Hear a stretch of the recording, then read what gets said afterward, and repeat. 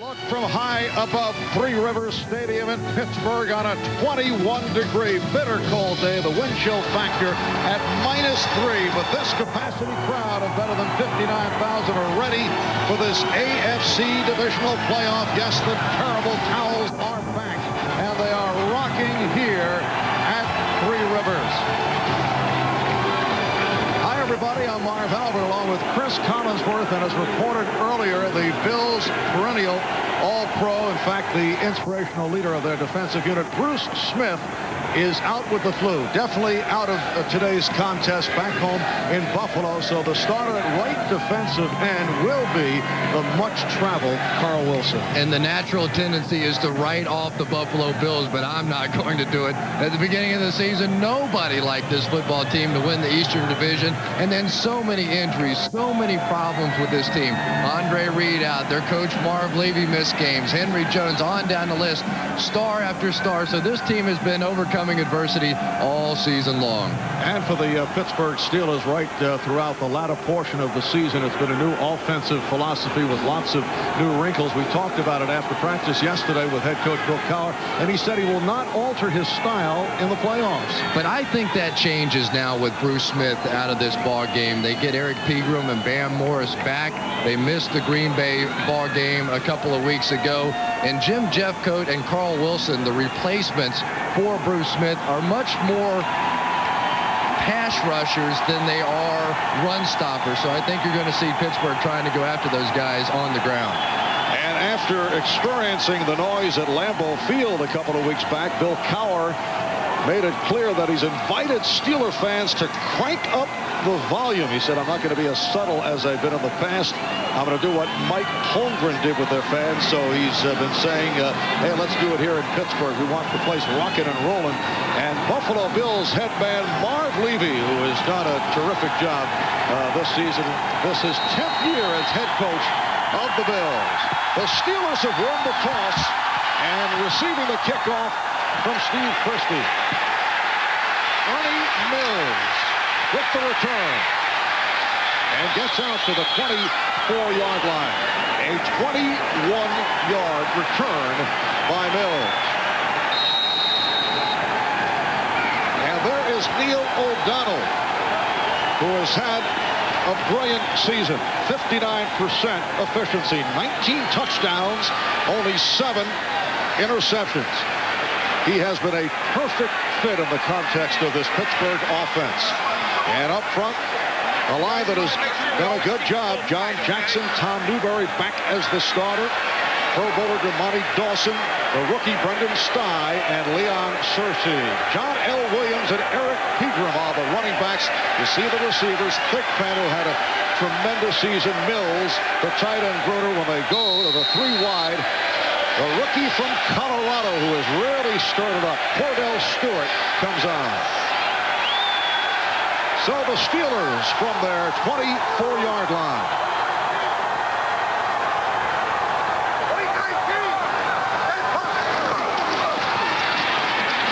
And Eric Pegram gets the call. Stopped by Cornelius Bennett. And a look at that Buffalo defensive unit up front without Bruce Smith.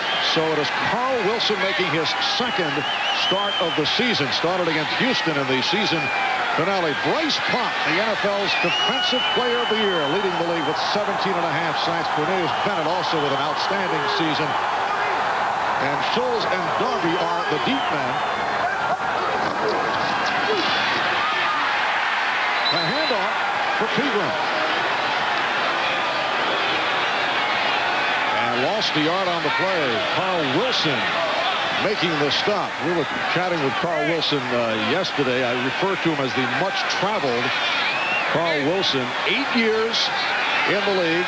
Out of LSU, he has made 9 stops. He actually had 2 go-arounds with the Miami Dolphins, which is kind of a positive thing. They wanted him back a second time, Chris. Right, and it didn't take him long to get into the action. Right off the bat, he makes the tackle.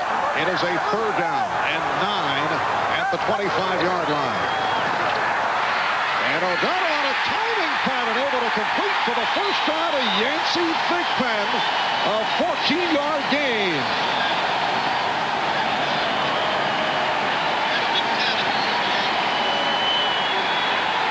Buffalo Bills tried to come after Neil O'Donnell with a safety blitz. That was Matt Darby coming up the middle. And for Yancey Thigpen, this has to take a little bit of pressure off of him. He made that drop against the Green Bay Packers that cost his team the game there.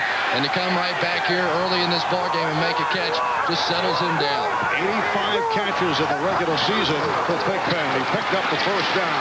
Pegram finding some room. Eric Pegram has spent 4 years with Atlanta, signed as a free agent. He's been a terrific pickup for the Pittsburgh Steelers. Phil Hansen, one of the underrated defensive linemen of the NFL, making the stop.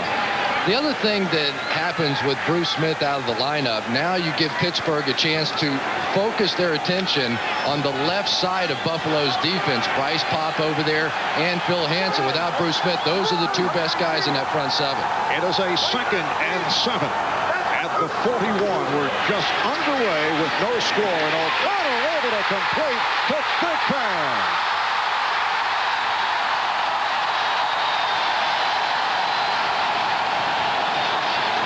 It is a 34-yard pass play. Turner and Darby wrestling Thigpen down inside the 20. And you can see the comfort level of Neil O'Donnell. Obviously now they're taking out Bryce Pop. Bryce Pop is not getting there because of the double team. The single blocks over on Carl Wilson and Ted Washington. The protection is tremendous, and Neil O'Donnell is hot. And a timeout is being called when we resume here at Three Rivers. It will be a first down at the 16, apparently an official timeout. They did not have the chains in place. O'Donnell opening up 2 of 2 for 56 yards. Mills to the right and Thigpen to the left. That is Stewart, number 10, in motion. O'Donnell swinging it, and a short pickup for Pegram. Bennett was right there. Cornelius Bennett, who has successfully made the transition to the inside, able to get the reps on the running back, Pegram. And there was some discussion amongst ourselves. Perhaps Cornelius Bennett might go to the outside to be more of a pass rusher.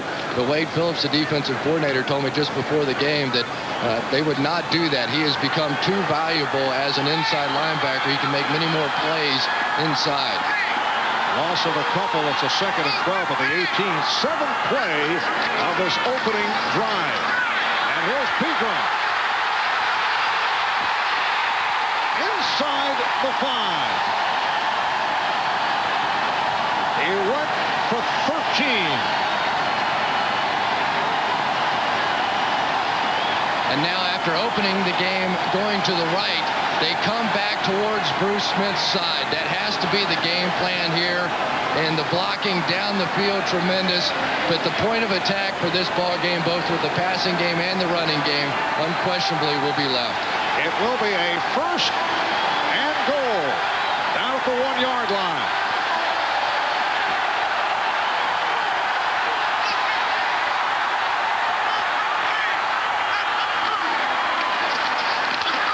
John L. Williams getting the call. Rare carry for John L., who's noted as a fast receiver. Monty Brown able to stuff him at the line. John L. Williams slowed by a preseason knee injury. Bill Cowher was telling us yesterday that this is actually as healthy as he has been, and he says the same of Bam Morris and Eric Pegram, who have struggled with injuries as of late. It is now Morris and Pegram in the backfield. 9th play of this opening drive. Williams for the touchdown.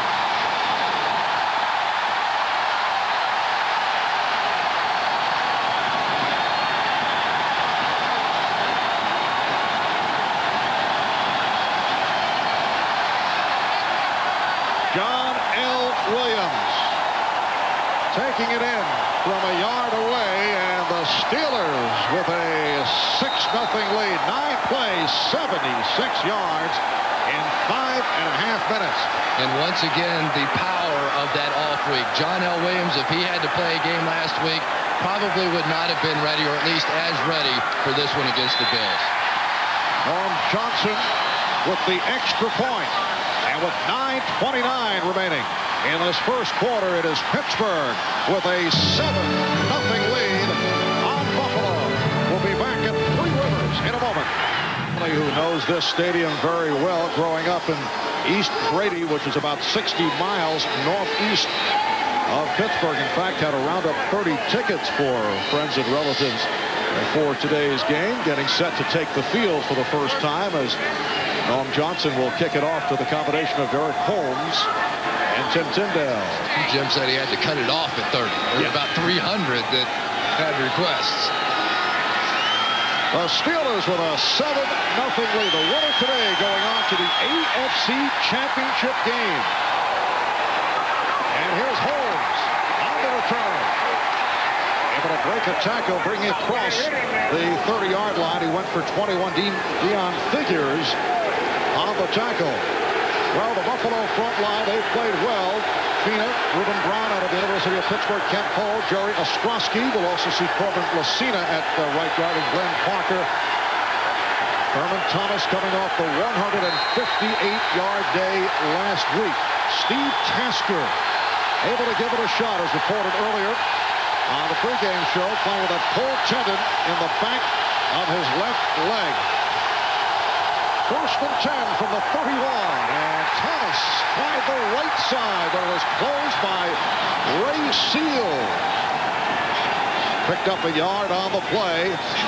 Buckner, Steed, and Seals, who's had a tremendous season up front, are in the dime, which you'll see most of the way against the K-gun. That is the alignment of the 6 defensive backs. 2nd down and 9. And Kelly able to complete to the tight end, Lonnie Johnson. Met by Jerry Olszewski, who is starting for Chad Brown, although Brown is available, making it back from the injured ankle.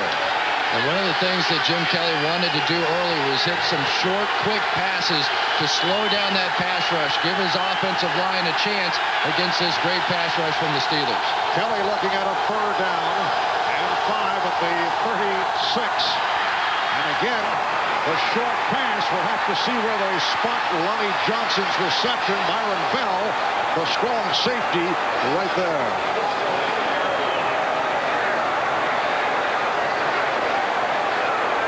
Kelly just trying to get the football out of there, and Lonnie Johnson really not doing anything except just going down about 4 or 5 yards and turning around, and got just enough for the 1st down. So he did pick it up. It's a 1st down at the 42-yard line. Pittsburgh 7, Buffalo nothing. A fake end around, which has been very successful for the Bills, and then Thomas is pulled down, but a penalty flag is thrown. Cornell Lake up from left corner to make the stop on Thurman Thomas. A look at the referee, Larry Nemmers, and we'll have our first call of the day. Could be a face mask. Face mask on the defense, 5 yards. 5 yards will be tacked on into the run. Repeat, 1st down. Bill Cowher not too happy about the call. Cornell Lake was left out in the open field against Thurman Thomas, and at that point you're grabbing for anything you can get hold of. But what a job Cornell Lake has done for this football team this year. The Pro Bowl safety that had to play corner because of the injuries to Rod Woodson and Dion Figures. And made the Pro Bowl at left corner, though. He made it as the starting strong safety, though he's played left corner for most of the season. Nice hole for Thomas. And he has the 1st down. He picked up 6 on the play. Jason Gilden on the stop. It was interesting talking with Thurman Thomas, who was getting up slowly after that one, and the way that he's been playing lately, that would be as big a blow as was Bruce Smith. And he's limping. This is a major blow. If the Buffalo Bills needed any more bad news, Thurman Thomas, in the way that he's been playing lately, he has just carried this football team. 158 yards rushing against the Miami Dolphins last week, his season high. And I don't know, Marv, just doesn't look like he's going to be able to go again. Wow.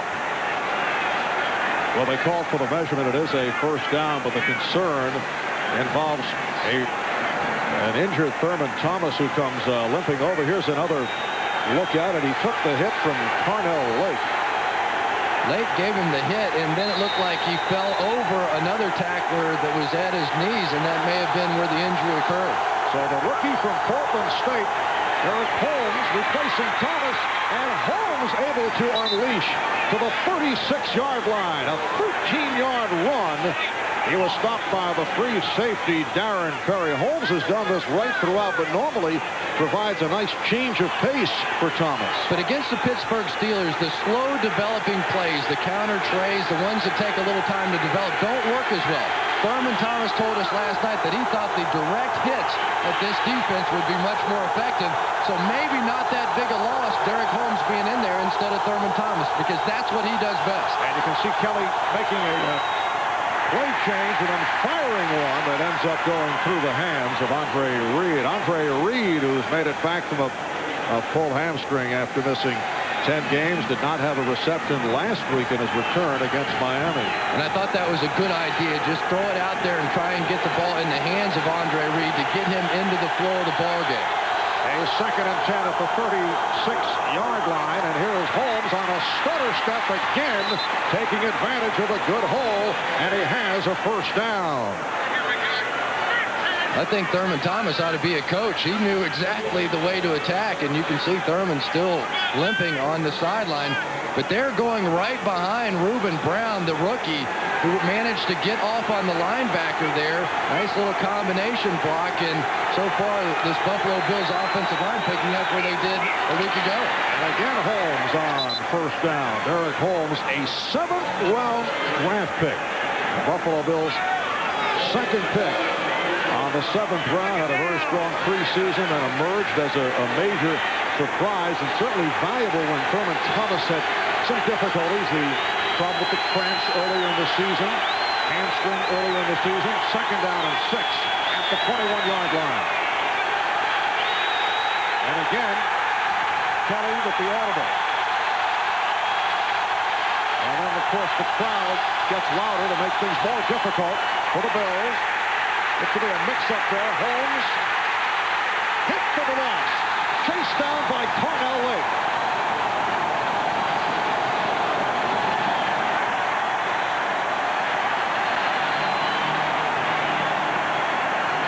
In this ball game, Jim Kelly is going to have to remember that now he has Derek Holmes in the backfield, a rookie.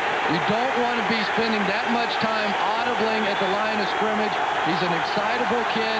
Just call the play, let him run it, because otherwise he's going to make some mistakes like that one. And a loss of 13. Kelly getting the time and goes incomplete, intended for Andre Reed. Covered by Randy Fuller.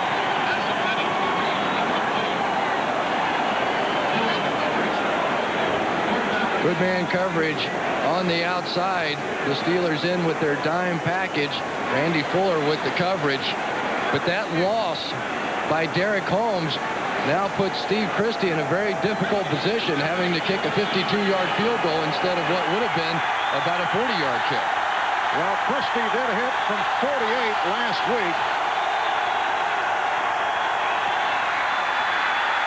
Line drives it short. So the Steelers able to hold the Bills on this opening series, and they're up 7-0. Well, Thurman Thomas injured his right ankle. He is now being examined by the trainers. They're going to retape it up and take a look at it. He is hopeful to return. He tried to work it out, sprint up and down the sidelines. He's having a little trouble cutting, but he wants to return. Marv? All right, Jim. Pittsburgh Steelers with a 7-0 lead on the Buffalo Bills. Just under 5 minutes gone by in this first quarter. Steelers first down from their 42-yard line. Bam Morris has a first down. Ankle tackled by Monty Brown, and Morris runs for 12 yards.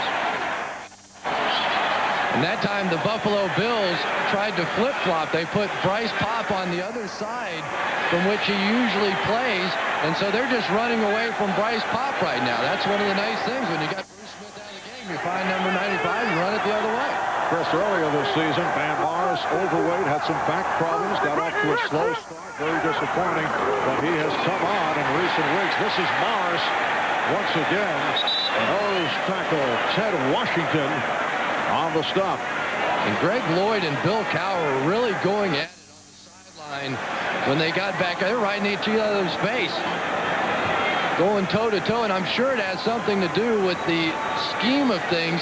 I was a little surprised to see the Steelers coming out and playing so much of their dime defensive formation with the 6 defensive backs out there, and that may be what Lloyd's saying. Bills in motion, 2nd and 5 at the Buffalo 41. O'Donnell, and that's broken up. Pass intended for Yancey Thigpen, but the excellent coverage by the right corner, Thomas Smith. Double team on the backside against Bryce Popp. And then just an excellent play. It looked like maybe Thomas Smith had his arm wrapped around Yancey Thigpen. The rule on that is, however, if you don't twist him, it's okay. But you can see now that almost every single play they're sending it back after Bryce Popp for the double team. 3rd and 5. Cordell Stewart lined up in the slot to the far right. And the pass caught by Stewart for the first down. The left corner, the rookie from Ohio State, Marlon Kerner, on the tackle. It's good for 7 and a Steeler first down. Wade Phillips came with a safety blitz on this one, and that forces man coverage with Marlon Kerner going against Cordell Stewart. And as the Steelers found out in their own practice, they had Cordell Stewart working against their defense.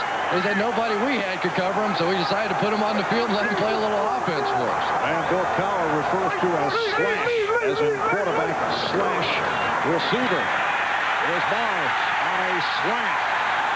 It is all working here for Pittsburgh. The diversified offense that Bill Cowher promised is being utilized. Brown and Jeffcoat made the stop. It'll be a 2nd down and 2 just outside the 25. This time Jim Jeffcoat in the game instead of Carl Wilson, and they're just taking it right to him. They came down with the tight end, and they're just blowing Buffalo off the ball right now. Bruce Smith, sitting at home watching this one, has to be struggling emotionally. We're coming up on 2 minutes remaining in the first quarter. And back to the ground. Morris. And then right to the marker. Monty Brown. Phil Hansen combining to make the stop. For those who may have just joined us, Bruce Smith coming up with the flu yesterday, 103-degree temperature, also a stomach virus, not able to keep anything down. There was the slim hope that he might be able to make it here via a charter flight this morning, but the doctors checked him out, and he is just in no condition to play football, so he's had to sit it out. And on top of that, as you saw, Thurman Thomas hobbled to the sideline. So the Bills with major problems here. They're down 7-0, and Pittsburgh driving again. First down at the 22. Here's Morris, and he is stopped back behind the line by Jim Jeffcoat. That time Jim Jeffcoat came up and made the play. Of course, the longtime veteran, Cowboys all-time leading sacker with 94.5 sacks. Holding. Offense number 63. 10-yard penalty. Repeat first down.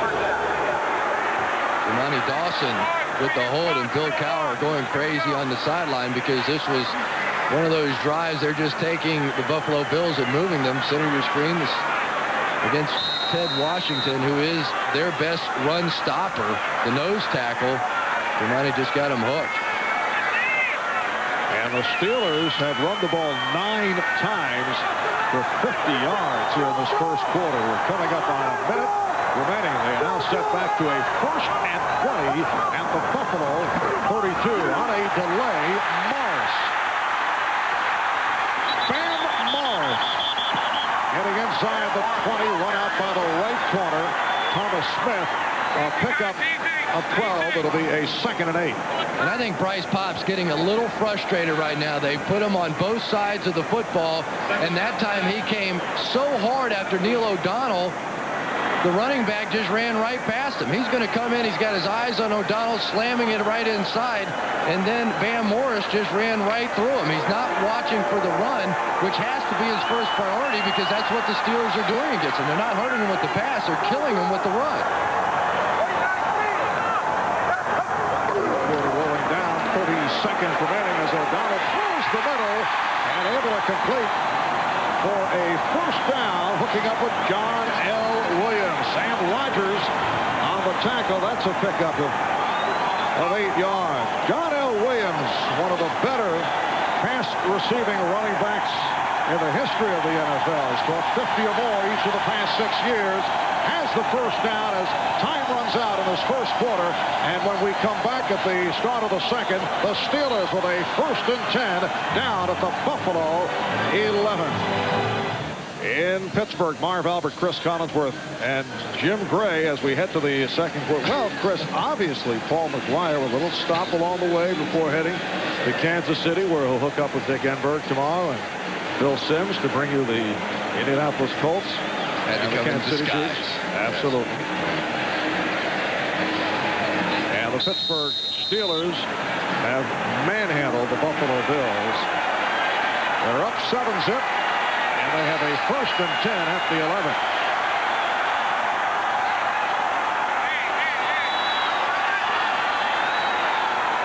McCain to the right, Mills to the left, in motion. And it's for the ground to Mars. Stopped by Hansen. This is a Pittsburgh Steelers team that went 11-5 in the regular season. Second best record in the AFC. Only Kansas City was better. They finished the season winning 7 of their last 8. Actually winning 7 straight before losing the final game of the regular season at Green Bay. And they have done an excellent job of adjusting to their talent. Down to some wrinkles. Most unusual for the Steelers, surprising a lot of people. 2nd down and 9. O'Donnell to the end zone. It's caught. Touchdown! He just did get the feeder, and Ernie Mills with the leaping catch in the back of the end zone. I'd like to see that one again. I'm not sure that Ernie Mills got his feet down. If he did, it's one of the more remarkable catches that I've seen. Now, perhaps they're saying that he was pushed out of the back of the end zone, and if in the official's opinion he would have gotten his feet down, then it is a touchdown.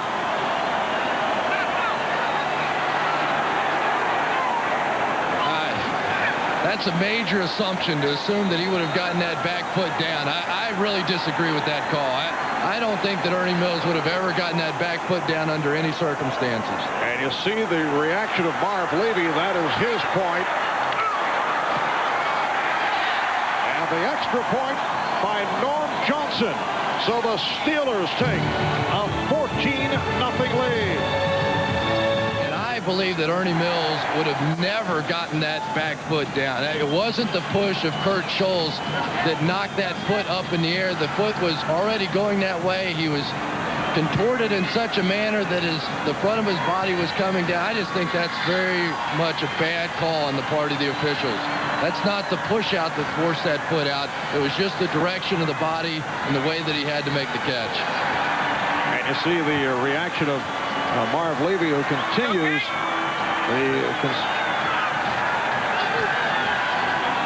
the disagreement with the line judge, Larry Upson. And it is a 14-0 Pittsburgh Steelers lead. Short kickoff. Holmes on the mark and looks to cover it up. A drifting short kick by Johnson, and it was covered up by Holmes. We'll be right back. The muffed kickoff by Derek Holmes, almost a disaster. If they could get another disaster the way this game has started for them, but Holmes able to recover, and Bobby April, the special teams coach for the Pittsburgh Steelers, got just a little excited going down the sideline. He was telling the story yesterday when he was brought in here in 1993. Of course, they had a special teams disaster in the playoff game against Kansas City with a blocked punt, that even the cab driver on the way in said, "You better fix that punt team." So they found out exactly who he was. That is intense pressure. Well, the Bills start out from their 22. Thurman Thomas is back on the field after hobbling off, but not able to get going. Could not accelerate on that carry.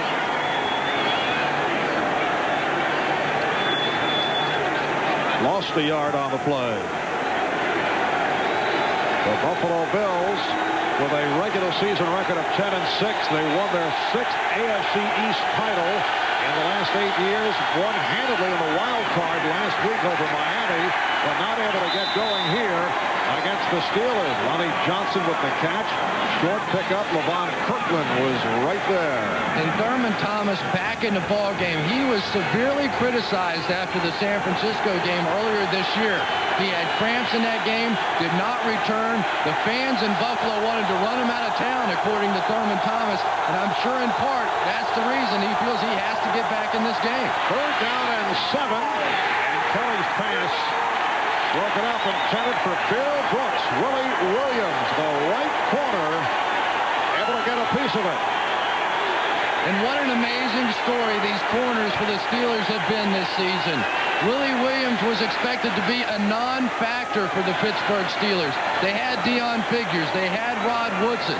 Those guys ended up out at the beginning of the season. Rod Woodson, of course, was the guy that was supposed to carry this football team, but it has been Willie Williams and Cornell Lake who have just done a sensational job on the corners. First punt of the day by Chris Moore. And the Steelers let it bounce inside the 40-yard line. A 36-yard punt, and now Pittsburgh will get it back. 3 minutes gone by in the second quarter, and it's been all Pittsburgh. They are up 14-0. They will start out from just inside the 40-yard line. First 2 possessions, they go 9 plays for a touchdown, 10 plays for a touchdown. And you can see the domination by the Steelers. And Morris running well here in the first half. Carl Wilson, the man who is replacing Bruce Smith at right defensive end, involved in that stop along with Cornelius Bennett. Morris 7 carries for 45 yards. Picked up 2. It's a 2nd and 8 at the 42-yard line. And the Steelers just so much fresher a team than are the Buffalo Bills. Such an advantage that first round bye since the new format in 1990. Teams with a first round bye 18-2 in their first game after that bye. O'Donnell getting the time, but off the mark, intended for Thigpen. It was covered by Smith. There's just no way. Neil O'Donnell, he can have lunch sitting back there picking apart these guys. Carl Wilson's doing the best that he can, but there's nobody even close. They cannot get pressure on Neil O'Donnell, and they're back there in man coverage. This is a secondary that has been really banged up this season, but you can cover for that when you can get pressure on the quarterback. Now without Bruce Smith here, the pressure's not there, and this secondary is going to get really exposed. It is a 3rd down and 8. O'Donnell voted the team most valuable player earlier this week. Able to complete to fellow quarterback Cordell Stewart. Darby and Scholes brought him down, but he picked up 18. The slash man at it again.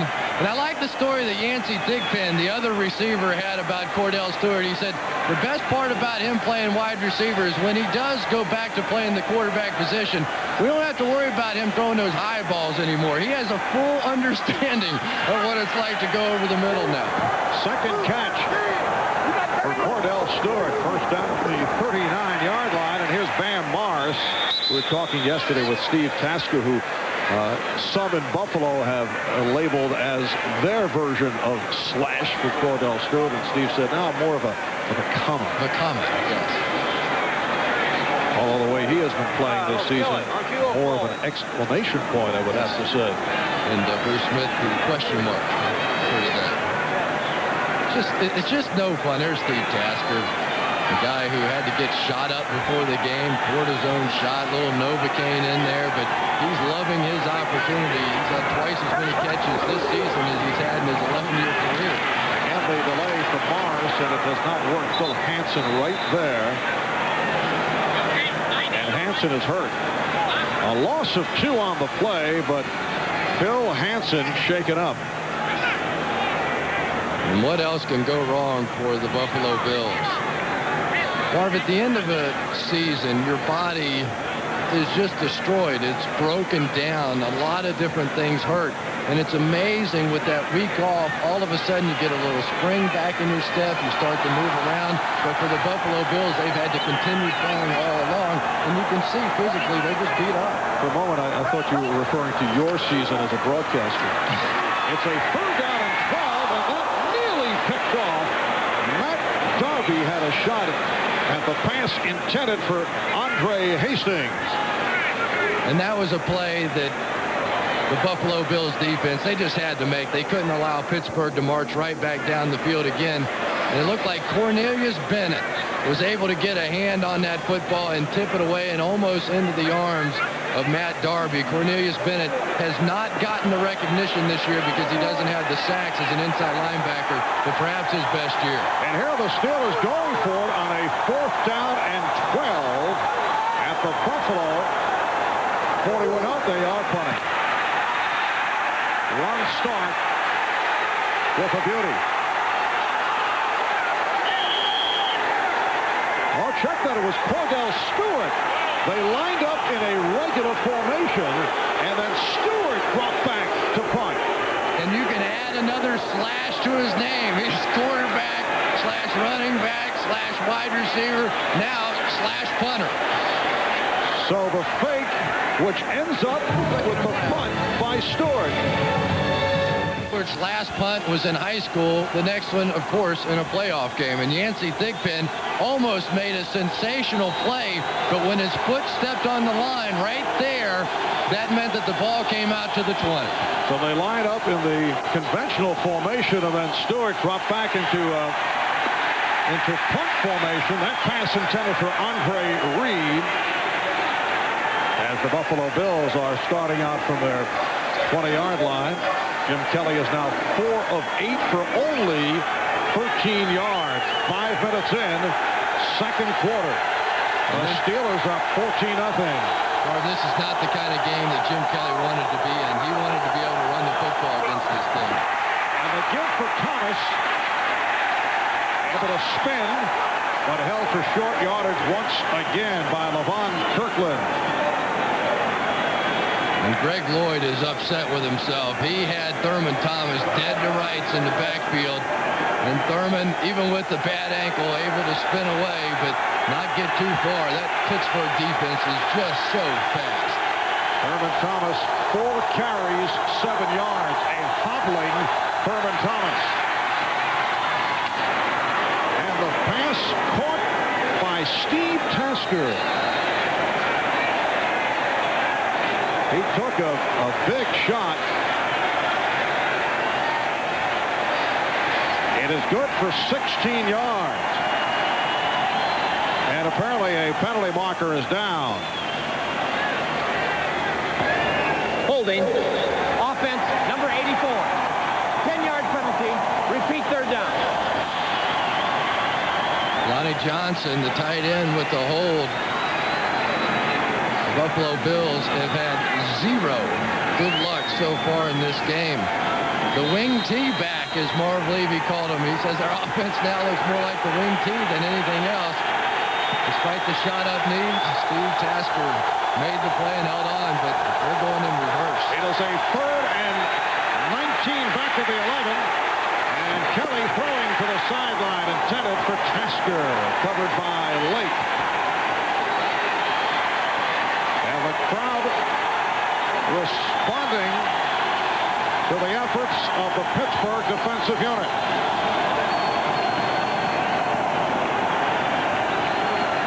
Jim Kelly rolling away, but believe me, this Pittsburgh defense is faster than Jim Kelly, and they have the ability to chase him down from behind. Chad Brown, who is getting a chance to play, who's a step or two faster than Jim. And Chris Moore will punt from the end zone. It's his 2nd punt of the day. Andre Hastings on the return.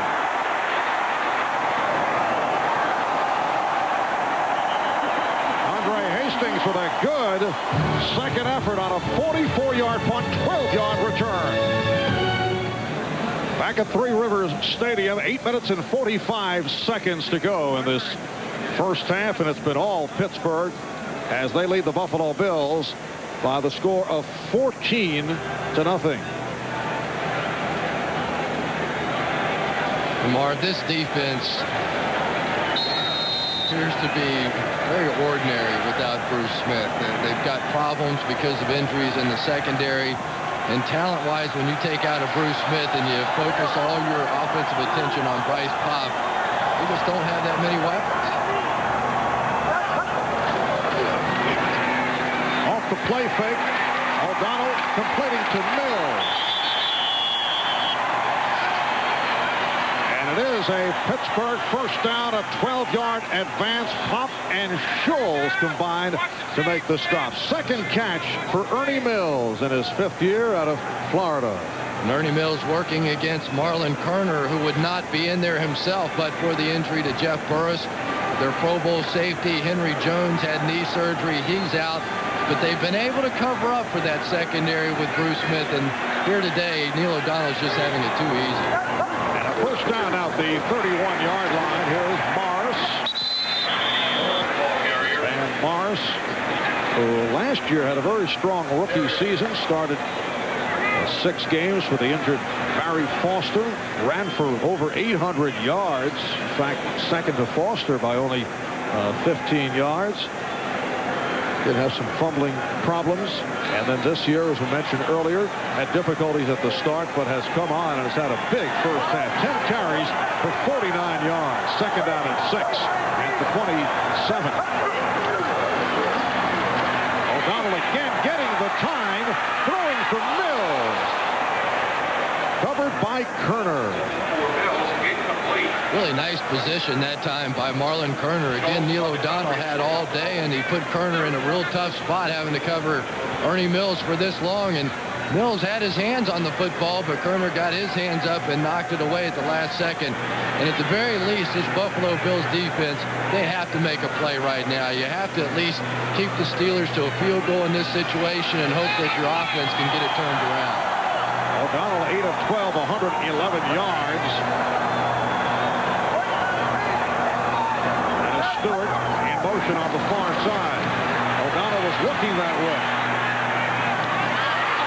And nearly intercepted by a diving Thomas Smith. The pass intended for Cordell Stewart. For the first time today, somebody got a hand on Neil O'Donnell, and then when he stepped up, his timing was just completely off. Thomas Smith had an excellent chance to make that play. Really wasn't anywhere close to Cordell Stewart.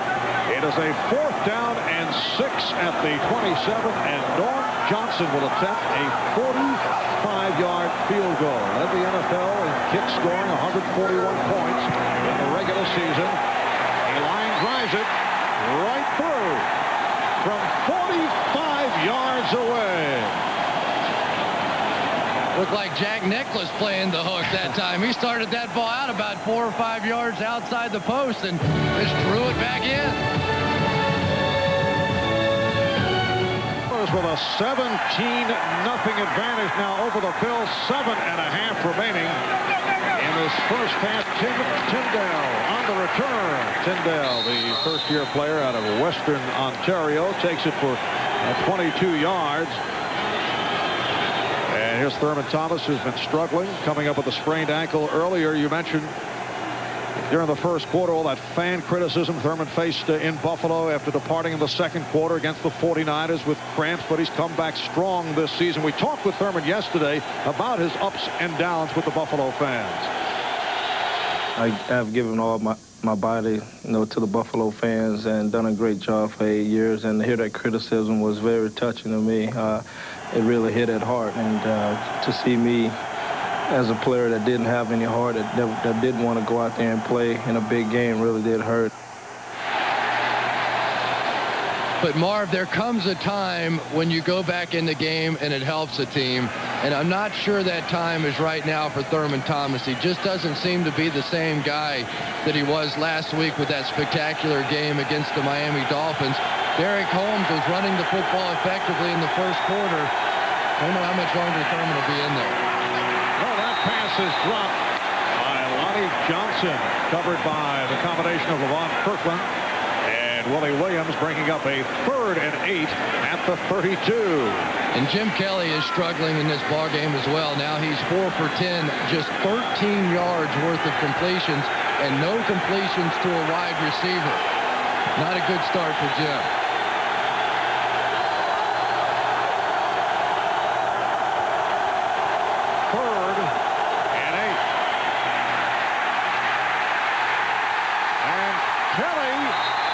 Lost possession.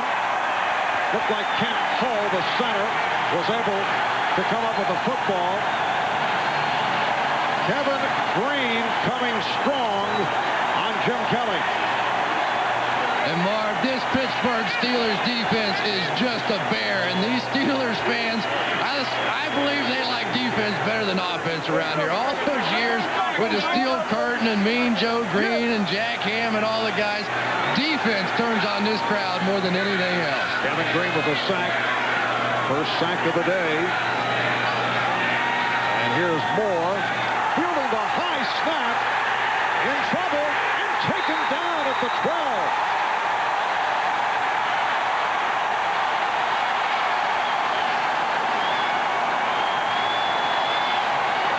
Leafon Flowers getting to the punter. A high snap from Adam Lingner, and Moore did what he could.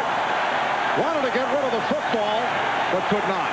Moore made a sensational play just to catch it, but by the time he pulled it back down, he couldn't get it away. Flowers was right there, and Bobby April is having a party out here. I don't know what he's doing with his feet, but he's jumping around and having fun. Now that's what a special teams coach is all about. Get over here and have a little party. And Pittsburgh with a first down inside the 12-yard line. They are already up 17-0 with 6 minutes to go in the half. And O'Donnell throwing. He has Morris. Bennett on the stop of Bam Morris. Cornelius Bennett so valuable because he can stop the run, but he can also play one-on-one coverage against the backs. Here with a saving tackle perfectly thrown by Neil O'Donnell. And Marv, you can only imagine what Bruce Smith must be thinking as he sits there and watches this football game and watch the dismantling of a very good Buffalo Bills defense when he's a part of it. Second down and 5 at the 7. And it is back to the ground, and the hit made on Eric Pegram by Bryce Pop. Very quick to get to the running back. Well, Bryce Pop is not going to get frustrated. He's a guy that grew up on a farm. He says his dad, a farmer, instilled the work ethic in him. As a matter of fact, if he ever came home too late at night, his dad would wake him up at 5:30 in the morning just to encourage him to get home a little earlier. Just wanted to encourage him. That time he encouraged the Steelers not to run his side. And what a season for Bryce Pop, former Green Bay Packer, the NFL's Defensive Player of the Year, led the league, 17.5 sacks, the most since Clyde Simmons of the Eagles had 19 back in 1992. It's a 4th down and 8. O'Donnell couldn't find anyone. Throwing. Touchdown. Cordell Stewart, but a flag is down in the backfield. It'll be coming back. A hold against the Steelers. Boy, I tell you, Cordell Stewart is really something as a wide receiver. Looked like Dwight Clark working the inline back there, scrambling around until he finally found a hole. He knows as a quarterback what it's like to hold the ball with those big guys chasing him around. So he was working hard for Neil O'Donnell, made the play, but all for naught.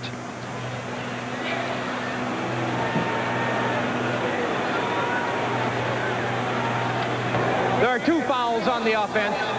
Ineligible downfield, number 72. That penalty is refused. Holding on 65 of the offense. That penalty is accepted. 10 yards, repeat 3rd down. John Jackson out here on the outside with the hold. I'd have to circle the whole offensive line. Jackson with the hold. Seriously downfield. He must have rolled downfield if he did. He was just laying there, but that was a penalty on the offensive line, both sides. It is a 3rd and 18 at the 20. 4.5 remaining in the first half. Pittsburgh up 17-0 out of the shotgun.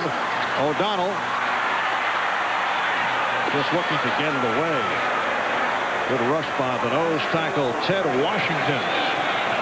Marv, that 5 wide receiver formation has been so good for the Pittsburgh Steelers, but I don't think today is the day for it, because when you go into it, it means nobody's in the backfield to help with the pass protection against Bryce Pop, and then he does get that isolation that he's been looking for, the one-on-one, and Pop that time with the pressure. And with the 4th down and 18, here's the field goal unit. Norm Johnson, who connected from 45 yards away, attempting from 38. The punter, the actual Steeler punter, Ron Stark, will put it down. Here's another hook.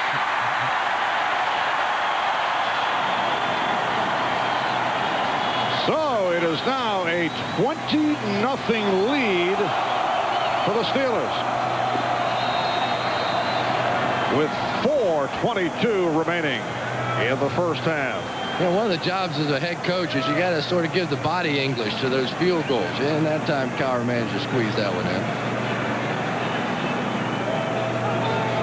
A reminder, tomorrow at 3:30 p.m., the other half of the AFC Championship matchup will be decided when the NFL's top-rated quarterback, Jim Harbaugh, will lead the Indianapolis Colts against Steve Bono and the AFC's top team, the Kansas City Chiefs. It all gets started 3:30 p.m. Eastern as we get you caught up on all of the NFL's latest news and preview of the big game with Greg Gumbel, Ron Rashad, Mike Ditka, Joe Gibbs, Joe Montana on the NFL on NBC. Gives you a chance to watch that Zach attack one more time. Zach Crockett was unbelievable, wasn't he, for the Colts?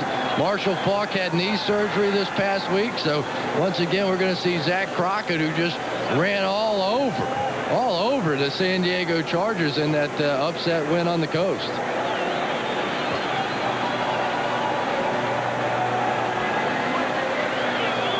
Right now it is time for Jim Kelly to get something going with this offense. It has been a disaster so far, and the Pittsburgh Steelers looking very much like a team that could be a threat in the Super Bowl against any of the NFC teams. Here's Derek Holmes on the return, and the good coverage by the Steelers. All Pittsburgh here in the first half, a 17-yard return. Well, the last time that these two clubs met, it was not a very happy day for Jim Kelly. November of 1994, a Monday night game, and the Steeler defense made the difference. Pittsburgh won 23-10. Rod Woodson with the interception, scoring 1 touchdown, and it was Woodson with a hard hit and a sack of Jim Kelly at the 1-yard line to create yet another. The Steelers would sack Buffalo quarterback 7 times that day. Here's Kelly finding the open receiver, Bill Brooks. Aaron Perry, the free safety on the stop, and Brooks with his first catch of the day. It is a first down as he picks up 16. And Greg Lloyd is down. Boy, have we seen some star players going out of this ball game. Greg Lloyd, no question about it. He is the heart and soul of this defensive unit, and the guy that no one messes with on the Pittsburgh Steelers. Well, except that guy, Bill Cowher. He messes around with him a little bit. But they were telling the story one time of one of the rookies, Oliver Gibson, was taking an incredible ribbing, and it was Greg Lloyd who walked back into the room and said, enough, and just stop. Nobody else said a word. When Greg Lloyd talks, that's it. See if we can pick up exactly how it was that Lloyd got hurt. He was flying in at the end of the play, and you just have to hope that that wasn't some sort of a neck injury with the way that he ducks his head down, and then he ran into his own player, Myron Bell, the strong safety. That's the reason the league penalizes people for leading with the head. Not for so much the safety of the other players, but for the safety of yourself. It's just so dangerous. Another Pro Bowl season for Greg Lloyd, and major concern on the part of the Pittsburgh Steelers. This is a scary situation. 3:59 remaining in the first half. We'll be right back. to Steve Tasker, who was stopped by Jerry Olszewski. Greg Lloyd was able to get up and walk back to the sideline and is trying to give the indication that he's okay. He's shaking that right arm, probably some sort of a stinger. And that's really about the best you could have hoped for in that situation. Penalty marker was thrown. If it holds up, it is a 12-yard pickup for the Bills. Illegal hands to the face on the defensive team, number 96. Penalty is refused. First down. Well, that is Brenson Buckner called on the penalty, and it is a first down for the Bills at midfield. And this is the first sign of life we've seen out of this Buffalo offense since their first drive.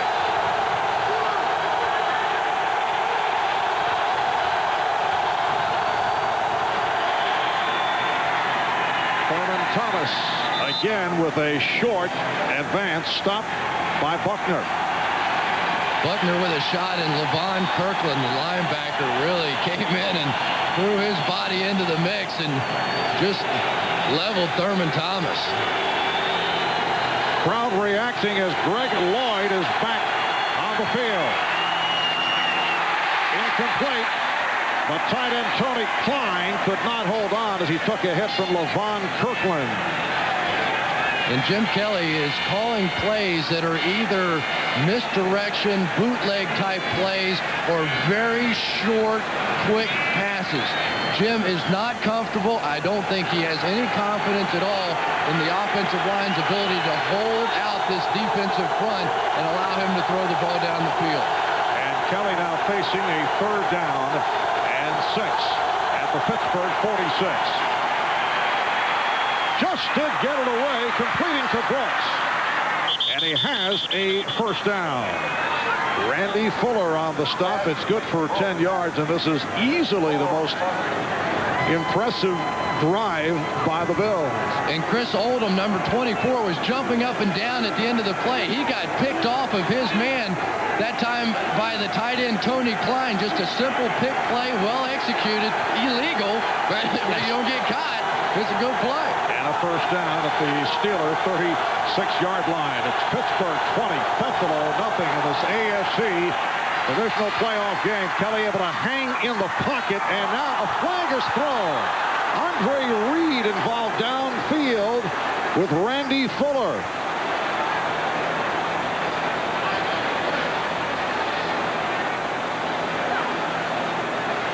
May have been some type of double move, and Fuller just grabbed hold of Andre Reed. Holding. Defense, number 29. 5-yard penalty. Automatic first down. Not a lot of arguing going on. As he started on the out, Fuller's just going to grab hold, and sometimes that can be the best strategy. He had clearly made the move on the out, and then he hooked him back with the arm, and they argued a little bit, but all defensive backs do that. They're not very pleasant people, Marv. Really? No, they're not very nice people at all. Now, you would not be tainted regarding that opinion from personal experience. No. In general, they're just unpleasant. It's amazing how their point of view on wide receivers mirrors that view. 2 minutes, 38 seconds remaining in the first half. And the Bills first down at the Steelers 30-yard line. The hold for Thomas. Thurman Thomas able to break a tackle, then tossed it up. And it will be Pittsburgh ball.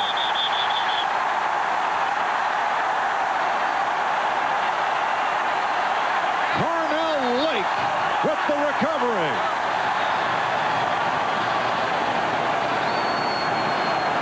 The Steelers came with a blitz. Jim Kelly makes the perfect call. He gets the ball in the hands of his superstar Thurman Thomas, and it is just impossible for me to ever watch Thurman Thomas without flashing back to the problems that he had in that Super Bowl against the Dallas Cowboys, and the shots of him on the bench, dejected and so downhearted, and here once again in a playoff game, despite the fact that Thurman Thomas comes back in after the injury. Another disaster for him. That is actually only the second lost fumble of the season for Thomas.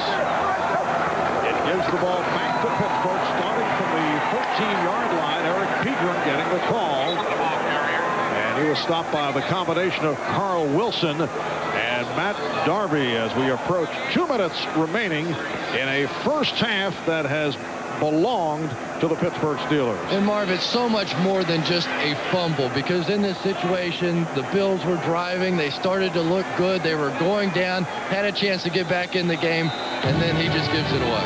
And now we are down to 2 minutes left. First half. Off it up. Thurman, of course, on course for the Hall of Fame, but poor performances in recent Super Bowls will always haunt him. Super Bowl 28 in Atlanta, stripped of the ball here by Leon Lett. And then later on, it's early third quarter, another fumble by Thurman, and James Washington able to weave his way 46 yards for the tying touchdown, and that changed the momentum of that game. But Thurman Thomas, in his defense, would have been the MVP, in my opinion, of the Super Bowl against the Giants. Had that field goal by Scott Norwood been good. He had such a sensational day that day, and who knows how the fortunes of the Buffalo Bills would have changed had that kick been made. The Steelers 2nd down and 8 from their 15-yard line. Able to reclaim possession off the fumble with 2 minutes left in this first half, and Pittsburgh leading Buffalo 20-0. And Morris stopped by David White. Cornelius Bennett, Phil Hansen involved in recent games. In the last 2 minutes of the half and of the fourth quarter, the Pittsburgh Steelers have had enormous success. And Neil O'Donnell has just been so hot in those final 2 minutes of the half or the game. 8 touchdowns, just 1 interception, a 114 quarterback rating, which equates to the best in football. Nobody currently has a 114 quarterback rating. And we asked Bill Cowher the other day about that, and he said, yes, they are considering the fact that perhaps they would go to it during the course of the game. Of course, in this one, they don't need to. Buffalo taking a timeout, their first timeout of the half. Last year, Neil O'Donnell battled with that ankle injury in the second half of the season, and he has come back so strong this year after missing 4 games earlier with that fractured throwing hand. And I have to say, Neil in a very fine spot as a guy who will be a free agent at the end of the season.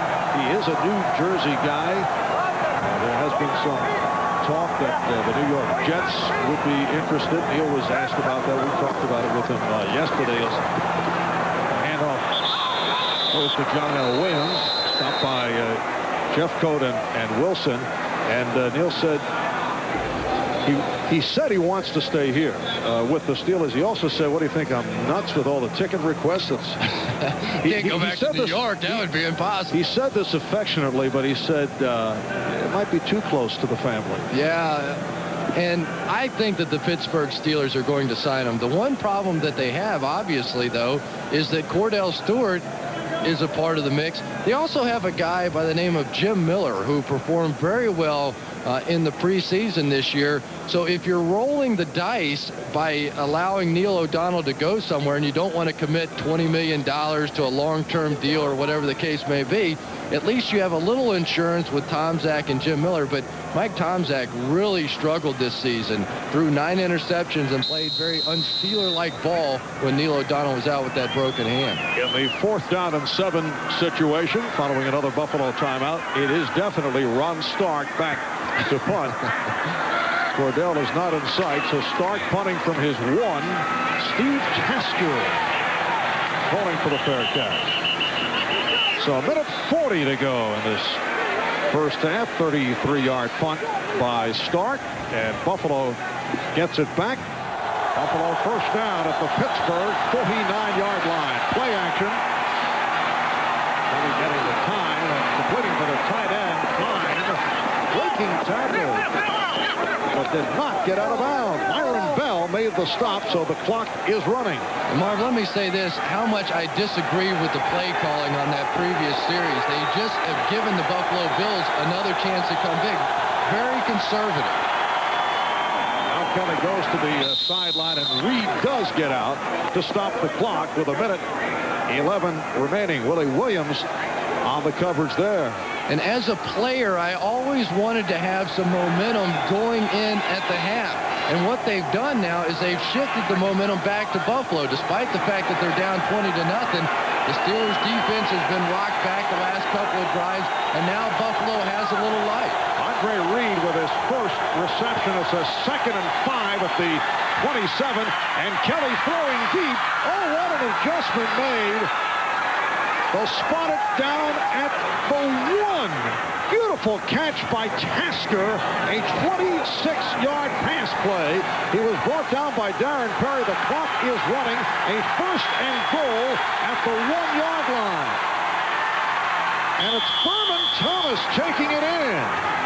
A beautiful executed drive by the Buffalo Bills. And I don't know who it was that was calling those plays. I assume it was Ron Earhart, but they went so conservative when they had the ball on their 20-yard line. There were a couple minutes left. The Buffalo Bills spent all their timeouts, and now instead of just blowing out the Buffalo Bills, if they had picked up just 1 first down and that offense was on such a roll, they go conservative, and now all of a sudden we have ourselves a football game.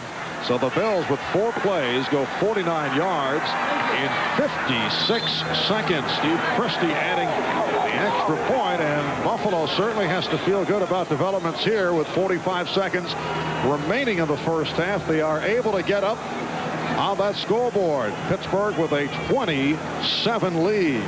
And Thurman Thomas in the postseason, one of the most productive players of all time, just tied Jerry Rice and, of course, the former Pittsburgh Steeler great Franco Harris, now with 17 touchdowns apiece. Steve Tasker has been just an incredible story this year. Here's a guy had 10 career catches coming into this season, and they've just given him a chance. The injury to Andre Reed's given him the opportunity, and then Thurman Thomas comes back to stick it in. And former head coach for about 3 games, Elijah Pitts, said, now we've got a chance. 20-7. That's a little different story going in at the half. That is assistant head coach Elijah Pitts, former running back, played a year with the LA Rams. Began his professional coaching career with the Rams. And let's give Thurman Thomas a little credit as well. He is showing the heart that the Buffalo Bills fans thought that he lacked. He came back after the sprained ankle and really did not look very good at all running the football for a couple of plays, but he's hanging in there despite the fumble. He's not like he was in the Super Bowl where he took his helmet off and sort of sulked over on the bench. No, I don't think we're going to see that. Brett McAfee, one of the up men on the kick return with 41 seconds remaining.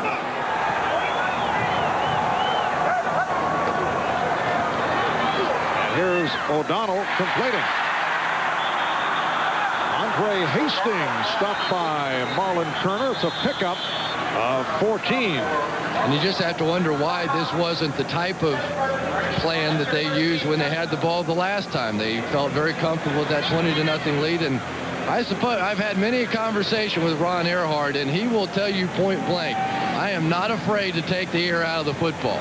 All my days with the Giants and Bill Parcells, man, if we got a 10-point lead with the Giants, that was it offensively. We weren't going to take any more chances. We were going to rely on our defense. But emotionally now the Buffalo Bills back in it. But now you're also seeing Ron Earhart getting back to what this team has been so successful doing. That's spreading it out, working Cordell Stewart, opening up this offense. And the Steelers using a timeout.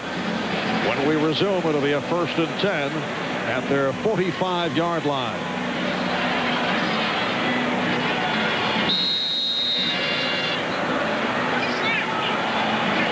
Out of 32 seconds left in the half.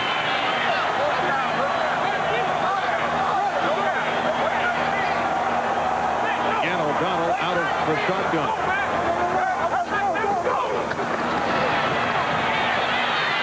And throws further downfield, completing with Ernie Mills. Matt Darby up from free safety to make the hit. It's a 23-yard play. And a timeout taken by Pittsburgh to stop the clock with 23 seconds to go in the half. The impact of Cordell Stewart. He's going to come down, run across the field, open it up for the guy in behind, and watch the coverage in here. When Cordell Stewart flashes in front of your face, you go with him, and that's what opens it up for the hole in behind. So Cordell Stewart, even when he's not catching the football, he's creating an impact on the football field because of the fact that defensively you have to pay so much attention to him. And Neil O'Donnell, 11 of 17, 152 yards, 1 touchdown. Pittsburgh with 1 timeout remaining. Buffalo has 1 left. Cordell Stewart, second-round draft pick out of Colorado, receiving the chance to fulfill other roles because of injuries in the receiver corps. And he has become a focal part of the offense and making it very difficult to prepare against the Steelers. He's down at the 33-yard line. Another completion by O'Donnell, hooking up with Hastings. Bennett on the stop, and a timeout. Final timeout being called by the Steelers. So Andre Hastings has been a popular guy here in the second quarter. He had 48 receptions during the regular season in his 3rd year out of the University of Georgia. Yeah, and this 1-minute drill really has been looking good. They don't call it the 2-minute drill here. They call it the 1-minute drill. We were talking about it with some of the guys yesterday, and he said at the beginning of the season when we were 3-4 and we were so bad, we were behind all the time. So we were constantly in that 2-minute drill. We gained a lot of confidence in it, and all of a sudden now it's paying dividends in a playoff game. Marv Levy knows that this defense has to make a play. His team had the momentum on his side. And one thing maybe we'll go back to here. Remember when the Bills rushed to the line of scrimmage and hurried up and got the snap off? Well, they could have taken their time at that point, run off some clock, and not given the Steelers a chance to come back down the field. Well, Steelers now have a 2nd and 2 at the 25. They're out of timeout. 16 seconds remaining in the half. O'Donnell the sideline, and it is ruled a completed catch. Mills with a spectacular play in front of Philmel Johnson. It's good for 9 and a first down. And nice catch too by Ernie Mills. These Steeler receivers have picked up their game so much. Chan Gailey, the receivers coach, when Eric Green left here, there was a tremendous burden placed on the Steeler wide receivers who were average at best in the past. Yancey, Thigpen, Ernie Mills, Hastings you talked about, they've really stepped it up. And with 11 seconds left in the half, a 34-yard field goal attempt by Norm Johnson, who hit his previous 2. Flag is thrown. It is good, but let's check out the penalty marker. Well, Johnson is hit from 45, from 38, and he did convert here from 34. And the reason that they did not elect to run another play is they didn't have any timeouts remaining. Defense, offside, number 28. The penalty is refused. The field goal is good. Thomas Smith, the man called on the penalty, so Norm Johnson makes it 3 of 3 as he hits the 34-yarder. And the Steelers now lead 23-7 with only 7 seconds to go in the half. Tremendous drive on the part of the Pittsburgh Steelers to regain that momentum. But a couple of mistakes made. First on the part of the Pittsburgh Steelers going so conservative and allowing Buffalo to get the ball. But then on the part of Jim Kelly hustling his team up to the line of scrimmage when it was down on the 1-yard line. They had the opportunity to run some clock off, just left too much time for Neil O'Donnell, and they paid for it with 3 points. And what a job by O'Donnell. 4 for 4 on the drive. All this within 37 seconds. The good catch by Mills down at the 16, able to keep the feet in bounds. And then stepped out to stop the clock. It seems strange to say that you can score a touchdown too quickly, but often that is the case. Clock management, such an important part of it, and Neil O'Donnell with a conservative hat and sort of goes with his image. Actually, that was a wrap against the Buffalo Bills in the no-huddle success when the defense was not what it certainly has turned into this year. That is with Bruce Smith on the field that they would score too quickly. Well, by kicking that ball out of bounds, and Bill Cowher is crazy over that one. That's what you don't want, because now you get the ball on the 40-yard line and you get a chance to take a shot down the field. And now he's going to work on Bobby April a little bit, and Bobby April said, I told him to kick it in, John. I didn't kick shots. Ain't no punch. Like he lining up the punch though. So Bobby April, he went down the other side of the bench, which is a good idea. So the Bills at their 40-yard line with 7 seconds remaining in the half. And we saw Philadelphia hit one of those Hail Marys at the end of the half last week against the Detroit Lions. What a shocking game that was. But the question here with Jim Kelly still not himself in terms of the shoulder. How far can he throw the ball? And perhaps might not want to hurt himself. Flag is down. Well, Kelly does unload and does fire downfield, and it is caught by the Bills, who immediately called for time. Andre Reed. Now, Marv, the time is out, but if there's a defensive penalty, they will have a chance to kick a field goal. That's the significance of this. If this is against the defense, you take it down the field and you kick the field goal. Andre Reed able to play that deflection, a 42-yard pass play. That's the danger. Any defensive penalty, the half cannot end on a defensive penalty. There is no time remaining on the clock. But if the call goes against the Pittsburgh Steelers, then you get an opportunity to kick the field goal for the Buffalo Bills.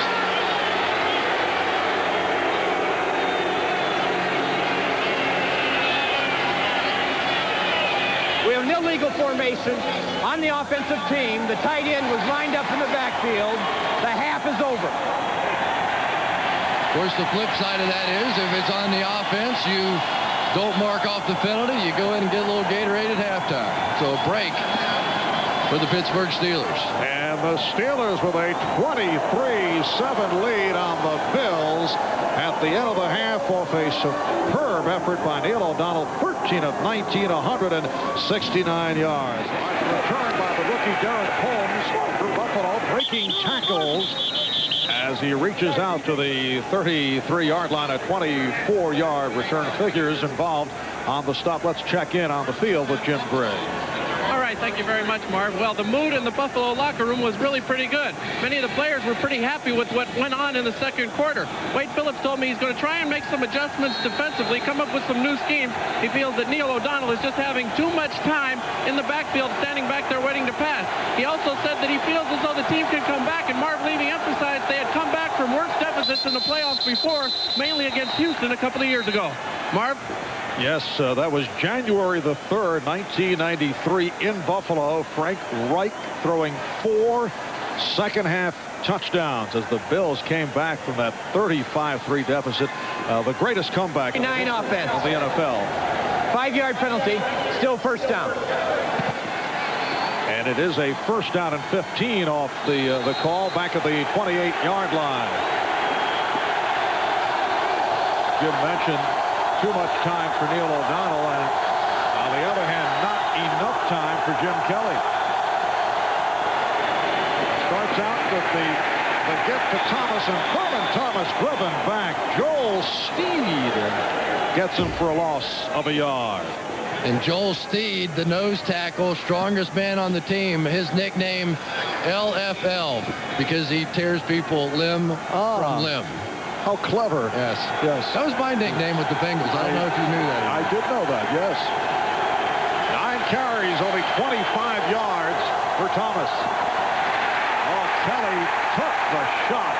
Barely got it away. Faced the rush from Ray Seals. And look out. Glenn Parker involved.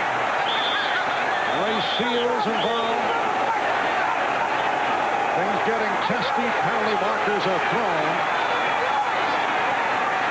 Kid Holt jumping in there, and Levon Kirkland trying to have a conversation, and Ray Seals and Jim Kelly going back at it with it one more time. Ray Seals, a guy that feels like he didn't get the kind of respect that he deserved after his sensational year this year He said he makes the comment before every game. He asks the guy across from him, did you vote for me for the Pro Bowl?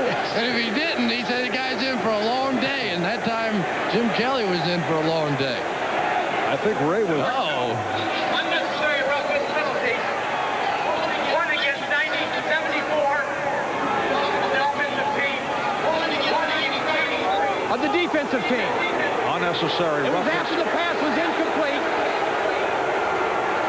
Third down. It's on Glenn Parker of the Bills and Joel Steed of the Steelers getting back to Seals, as you mentioned, has had a superb season. You can see the taunting also by Seals. I think what hurt in that he did not get consideration because he lines up so frequently as a tackle in the 3-4 and often plays against opposing guards and go power in the face of Ray Seals for that taunting. Incomplete, intended for either Brooks or Tasker.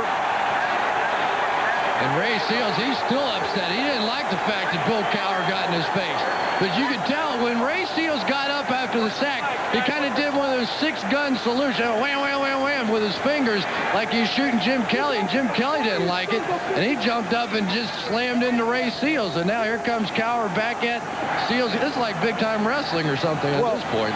Chris, what Cowher's point is, if Buffalo, as you watch Moore get the punt away, if Buffalo scores here, helped by a penalty returned by Hastings, and then go for a two-point conversion, they're right back into it. It'll be 23-15. Why take any chances? We'll be right back. All right, here's another look at the episode a moment ago involving Ray Seals and Jim Kelly. Seals with a shot and caught Jim Kelly's arm, and then he stands up and does a little boom, boom, boom thing. Jim Kelly didn't like it. He came back and gave big guy a push, and then it was the right hand back by Ray Seals, and we were off and running. So a first down at the 40-yard line, and it's Eric Pegram breaking a tackle. Picked up 9 on the play. Free safety Matt Darby on the stop. And then on the sideline, Seals and Cowher in a rather heated discussion. Jim Gray telling us that Cowher upset with the taunting at this stage of the game where the Steelers are well in front 23-7. Also said, you know, you take a punch at a guy who's wearing a helmet to break your hand. That's exactly right, even if it is a quarterback zone. But Biff Cowher, he gets right in your face, doesn't he? I mean, he's not afraid of those big guys out there. They say the worst thing is that he spits a lot when he gets at you. A second down and 1 at the 49-yard line, and the first down is picked up by Bam Morris. Bryce Pop on the tackle.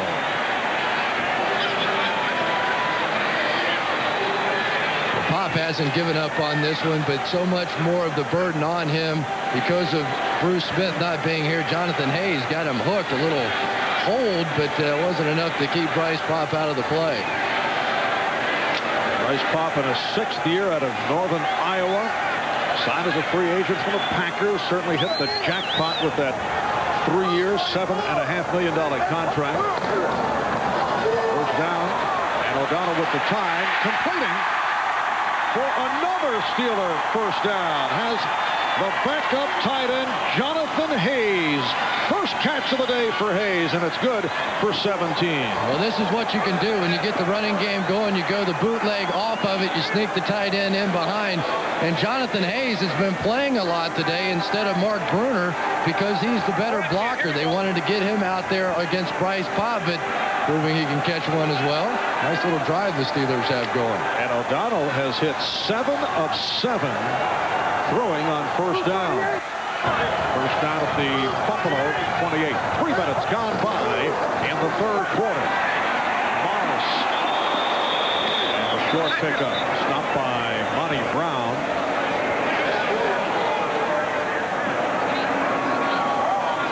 Monty Brown considered pound for pound the strongest player on the Buffalo Bills. Look at him. Look at those arms. 500-pound bench presser, 52-inch chest, 32-inch waist. Man, he's a stud. We have a lot in common, he and I. And myself included. I figured you'd jump on that bandwagon. A 2nd and 9 at the 27.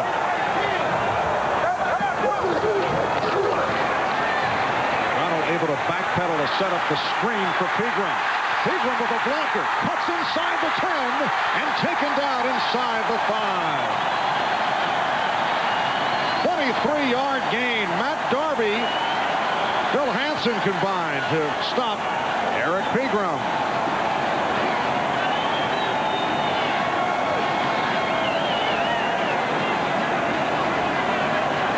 Well, that time Cornelius Bennett, he saw it, he got out here, but he couldn't make the play. The lead blockers in front just made the blocks against him. He's out there, but he's in a 4-on-1 situation, and Pegram was able to sneak through. It is a 1st and goal down at the 4.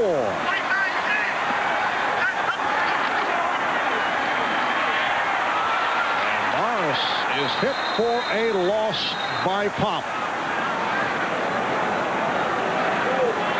Wade Phillips told me before the game that he was going to move around Bryce Pop, that he really felt he couldn't afford to just leave him in one spot. Ordinarily, you'll see Bryce Pop on the other side, but this time he's lining up on the defensive right and coming in and disrupting it. They tried to pull out the offensive lineman and get the sweep going around this side, but as Kevin Green told us with the Bills counter tray, the thing you have to do is just go in and blow it up. Just go in and attack the offensive lineman coming at you, and that's exactly what he did. 2nd and goal now back at the 9-yard line. O'Donnell looking end zone and then throwing short range to the tight end Mark Bruner. Incomplete. Monty Brown with the coverage on Bruner. Bruner probably a little bit better receiving tight end than he is as a blocker, working one-on-one down the field against Monty Brown, but Brown did a nice job getting a hand on him, and not sure that Neil O'Donnell knew exactly what the rookie was doing there. Mark Bruner, a #1 draft pick out of the University of Washington. 8th play of the drive, 3rd and goal at the 9. O'Donnell now 15 of 22, 209 yards and a touchdown. Cordell Stewart in motion. And O'Donnell's pass intercepted. Greg Evans, and then he lost it, and it's recovered. So Buffalo able to hang on. Evans with the interception. Went 18 on the return. Lost the handle momentarily, but was able to cover it up. Greg Evans, who signed as a free agent last year, spent the season on the practice squad out of TCU. Had 1 interception during the regular season. Picks it off right here. Set up for Cordell Stewart. He got his hands on it, just could not pull it back in. And the Buffalo Bills, I think Greg Evans, he just dropped it. I think he saw Leon Searcy coming at him. But for the Buffalo Bills, again, a team that refuses to die. I mean, this has been just like their season. Every time you're ready to write them off, they're right back in it. And now Jim Kelly needs to get that offense going the way that it was at the end of the first half. Kelly starting out from the 21-yard line. 9.5 left in this 3rd quarter, and Kelly came up short. The intended pass for Thomas.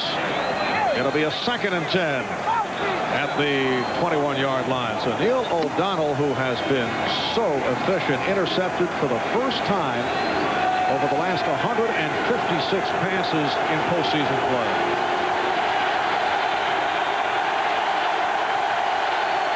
Well, the crowd trying to get the defense going, also trying to make things difficult for the Bills to hear the signals. And Kelly picked off. The Steelers get it back. Cornell Lake stepping in front of Andre Reed to come up with the interception.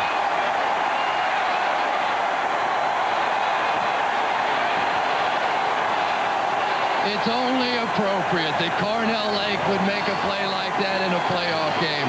All season long, he's gotten it done. He stepped in for Rod Woodson. He was a strong safety. He really didn't want to play corner. The coaches came to him and asked him if he'd be willing to make the move. He said whatever is best for the team. He thought he was going to give up his Pro Bowl status, got voted in anyway, and here just steps in front of Andre Reed. What a sensational year. In many ways, the MVP of the Pittsburgh Steelers this year has to be Carnell Lake. They didn't lose a game 8 straight when he took over as a corner, and he has just been sensational. And the Steelers 1st and 10 at the 25 in Buffalo territory, off the play action. And Donald throwing incomplete, intended for John L. Williams, coming roaring out of the backfield. Getting back to Carnell Lake, a standout game here today with the interception, also a fumble recovery. There's Carnell in his 7th NFL season out of UCLA. He was a pass-rushing linebacker with the Bruins, making All-American as a senior at that position, but exceptionally quick at 210 pounds, converted to strong safety, and now playing, as Chris just mentioned, the left corner spot for a good portion of this season. Pegram is stopped by the nose, Ted Washington. Marv, they've been picking on Carnell Lake all season. From the time that move was made, just on paper, anytime that you hear a strong safety is going to a cornerback position, the quarterbacks and the wide receivers, they lick their chops. He's given a couple of opportunities this season he's been beaten on a play or two during the course of the season, but for the most part, he has been rock solid and has really made a difference with his defense. It is a 3rd down and 6 at the 21-yard line. O'Donnell looking left and then right and going incomplete, intended for Corey Holiday, a recent addition to the active roster because of the injury suffered by Charles Johnson.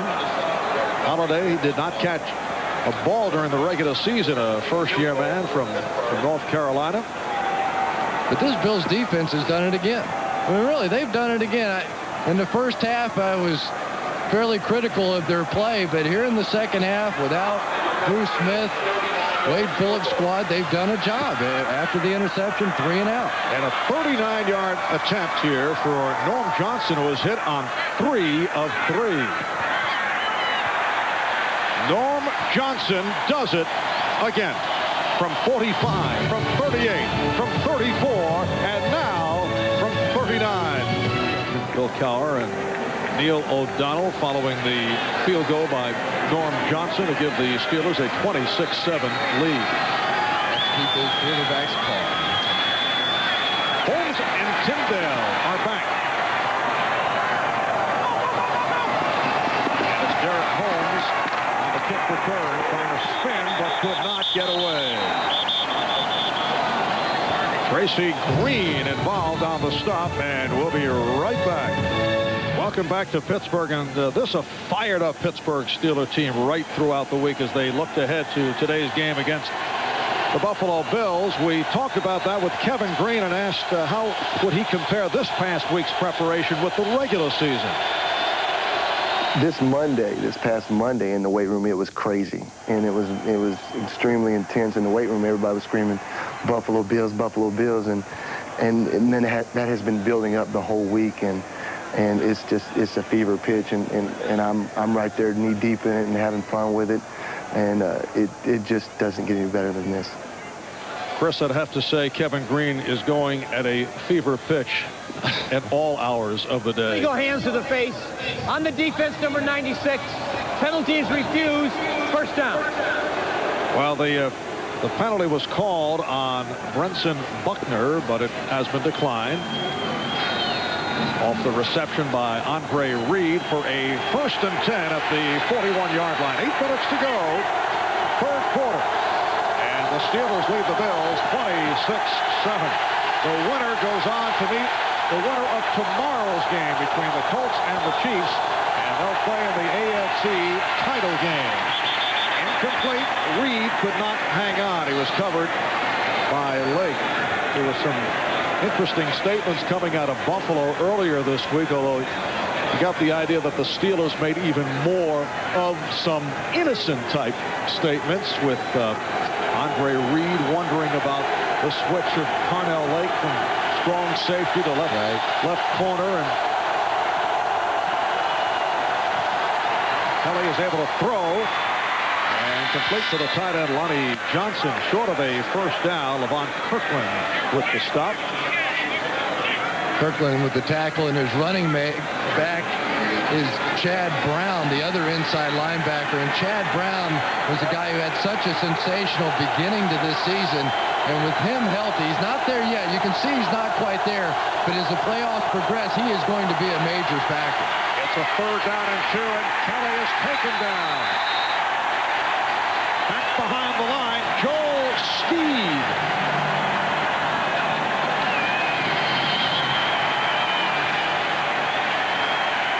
The pressure once again from the Pittsburgh Steelers. They brought Greg Lloyd on the blitz, and he slipped off and combined on the sack with Joel Steed. Thought maybe Marv Levy might go for it here in this situation. If there's a fake punt or anything in your repertoire, that might not be a bad time for it. 2nd sack of the game for the Steelers. And they go to punt formation in a 4th down and 2. Andre Hastings able to make the catch, lost his balance on that fair catch. 37-yard punt.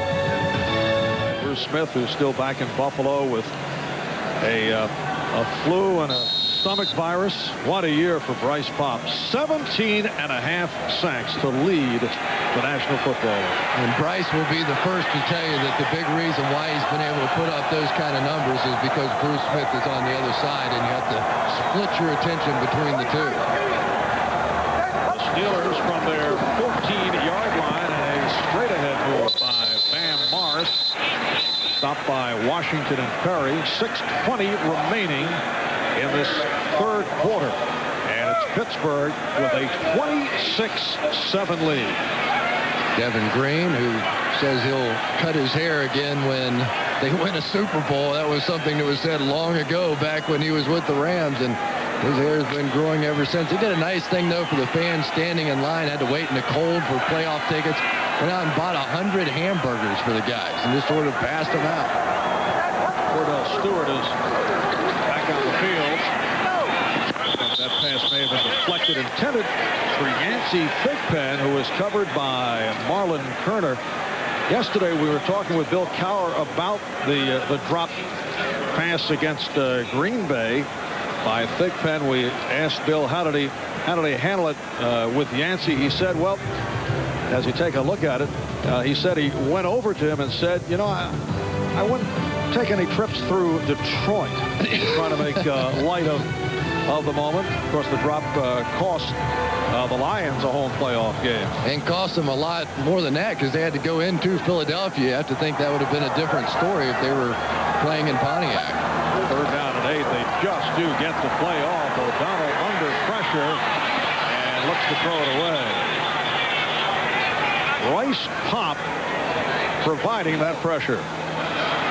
And once again, the Buffalo Bills defense doing their job. I mean, it really has been a marvelous effort. In the first half, they struggled. They probably were emotionally trying to figure out how to get this whole thing done. Wade Phillips, though, at halftime has come back.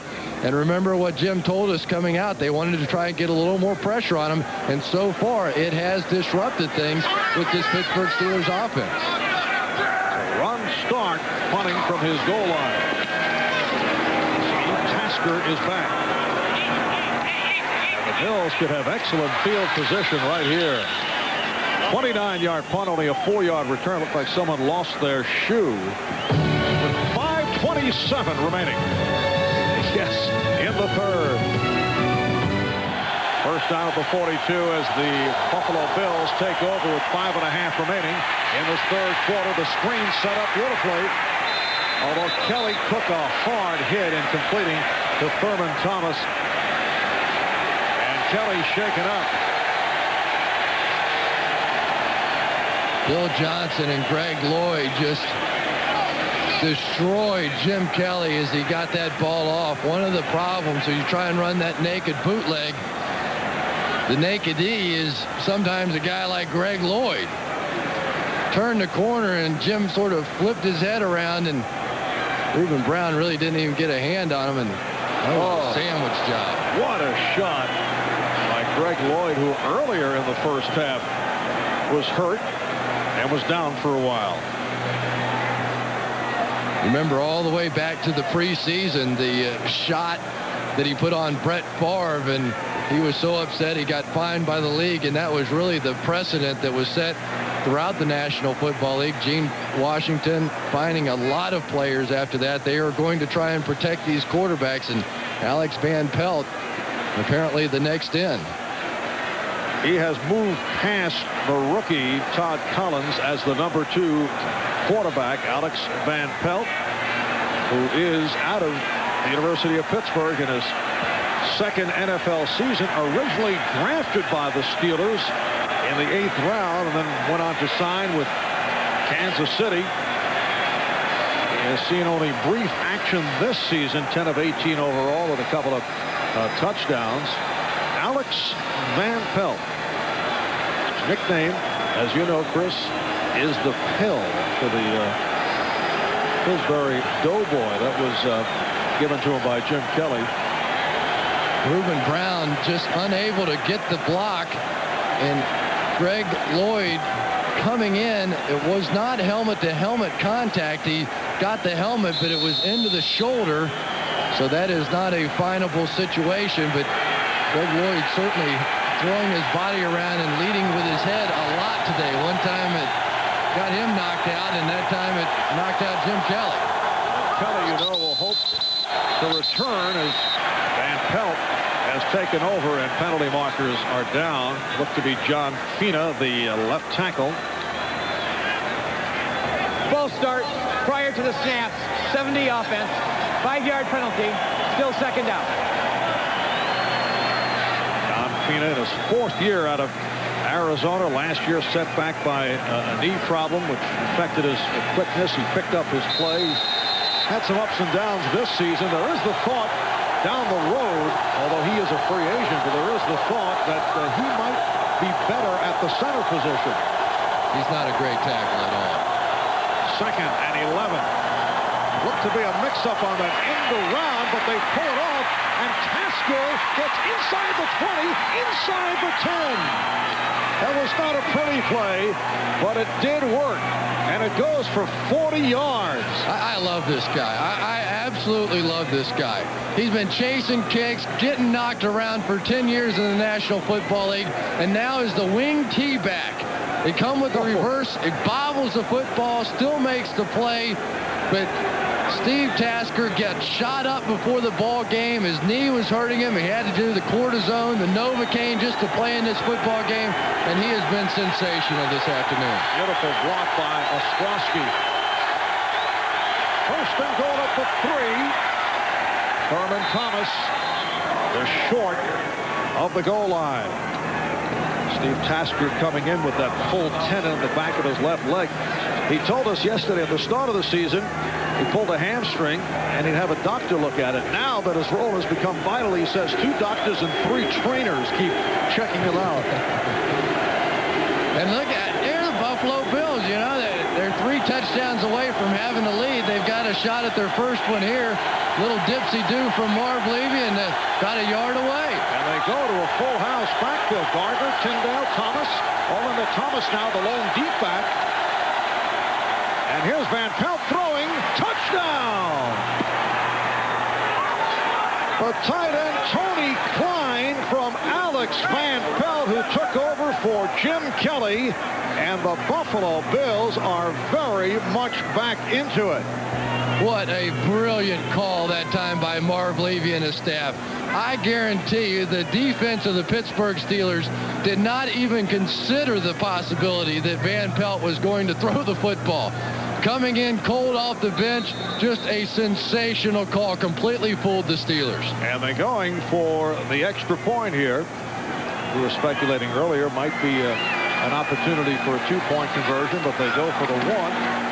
And Christie able to put it through with 3:27 left in the 3rd quarter. It is now a 12-point Pittsburgh lead. Yeah, and that was the right call to go for 1. When it was 23-7, that was a different story because it would have put them within 8. But now you're 2 touchdowns away. And Pittsburgh Steelers fans should not rest easy against this football team. The beautiful play fake and everybody reacting to it, assuming it was a run. And Tony Klein able to go completely free into the end zone. And for Tony Klein, the rookie out of Stanford, his first career touchdown. Tony Klein, the son of Tony Sr., played in the NFL for 9 years with the Raiders and the 49ers as a defensive lineman. Marv Levy was telling the story this past week, talking about the 341 yards rushing that his team got last week against the Miami Dolphins. The last time that happened in a playoff game was 55 years ago. 55 years ago, the Chicago Bears did it, and Marv was listening to the game on the radio. Marv Levy, that is. Yeah. Yes, not this Marv. Well, he said he enjoyed your calls the game. Oh, good. Nice setup. 3:27 remaining in this third quarter. Here's the kickoff by Christie. And the return by Mills to the 30. Getting across the 30-yard line, hit down by Carwell Gardner. Jim Kelly making his way back to the Buffalo locker room. Took that shot from Greg Lloyd, replaced by Alex Van Pelt. And the Bills were able to score within seconds. The reverse, which did not look pretty, the bobble off the handoff on the end around to Tasker. He went 40 yards, and then Van Pelt finished off the drive with the touchdown pass, a 2-yarder to Tony Klein. And Van Pelt pull off of Frank Reich. And what he did, remember Frank Reich beat the Pittsburgh Steelers in a playoff game right here. Here's O'Donnell on first down, and it's almost picked off. Cornelius Bennett would have taken it the distance. And you've got to believe that if the Buffalo Bills are going to make another one of those comebacks like they did against Houston a few years back in the playoffs, they have to make plays like this. The ball comes off, and Cornelius Bennett just unable to react quickly enough, but he would have strolled into the end zone. Second down and 10 at the 33. Marv Albert, Chris Collinsworth, Jim Gray from Three Rivers in Pittsburgh. The deep drop for the screen set up by O'Donnell. Pegram with the spin. A flag has been thrown. Pegram barely getting back to the line. Hansen and Pop combining to make the stop. And as they sort it out, let's check in with Jim Gray, who has more on Jim Kelly. Jim? All right, thanks, Marv. Well, Jim Kelly tried to throw a few passes, and he was having a great deal of trouble. He kept holding and grimacing. His right collarbone had appeared just underneath his neck. That's seemingly where he took the shot. So they've taken him back into the locker room for some x-rays, and right now his return is very questionable. He seemed to be in quite a bit of pain. Marv? All right, Jim. Don't forget, Jim has had that bad shoulder in the past anyway. Don't know if possibly it was related to that, but he has been sitting out of a lot of drills. But Jim Kelly's personal choice to back him up is this guy right here, Alex Van Pelt. They tried Todd Collins. He got his opportunity against Houston, the meaningless last game of the year, and it was Van Pelt who played much better in that game and really has earned that backup job. Second down. And the call against the Steelers, so it sets it back to a 2nd and 20 at the 23-yard line.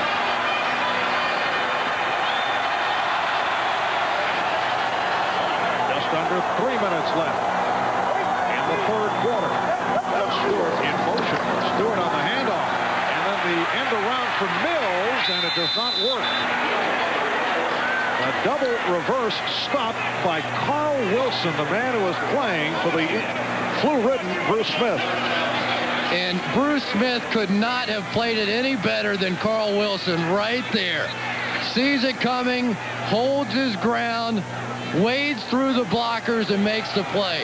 That was a play that had a chance, but for Carl Wilson. So, Carl Wilson, you have earned your paycheck with that one play alone. That one looked like it was set up pretty well. Wilson with one prior start as a member of the Bills in the season finale against Houston. Third down and 17, and O'Donnell throwing, intended for Corey Holiday. This is the second time that he's looked for Holiday. Covered by Smith and Darby, and the Steelers are forced to punt. Wow, what a shot put on by Matt Darby. Holiday goes up for this one, and Darby's got a beat on him, and wham, knocked something right out of his, knocked his earpiece out. Just knocked his earpiece right out of his head. Now that's a hit. You take somebody and knock their earpiece out because there's 4 different things that clip it into the helmet. That's a shot. Ron Stark with the punt, and handled by Tasker. Short punt by Starks, only 29 yards.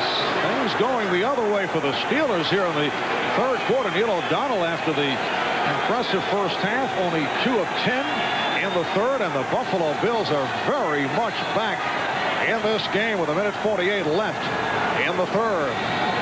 Matt Darby just saw this one coming all the way, and there you have a little helmet-to-helmet contact on that one. This is unbelievable. What happened to the Steelers' offense? They've allowed the Bills to get back in this thing because they can't move the football. So Alex Van Pelt taking over for the injured Jim Kelly, and again it looked to be an end-around developing. That's a broken play, and Van Pelt had a hold on. He was covered up by Chad Brown, picked up 5 yards. Greg Lloyd saw this reverse coming all the way. He tackled Tasker before he got the ball. Lloyd just jumped right up there and he tackled Tasker. He sees him come in motion, the reverse is coming. He just go grab him. And Van Pelt made a great play seeing what happened and just turned it up. Second down and 6. A pickup of 4 by Van Pelt, who now fires one incomplete. Intended for Reed. Covered by the free safety, Perry. Alex Van Pelt out of the University of Pittsburgh, who has moved past Todd Collins, who right throughout the season was considered as the number 2 quarterback. Behind Jim Kelly, the feeling was only 2 quarterbacks can get the snaps during the course of the training week, and they wanted to develop the rookie Todd Collins. They thought that, hey, look, down the road, this is a prospect, but Van Pelt is now the number 2 guy. Van Pelt throwing sideline and threw it away. Andre Reed got the look, and then Van Pelt felt that he was well covered, so he threw it away. Andre Reed is playing, but he's not Andre Reed.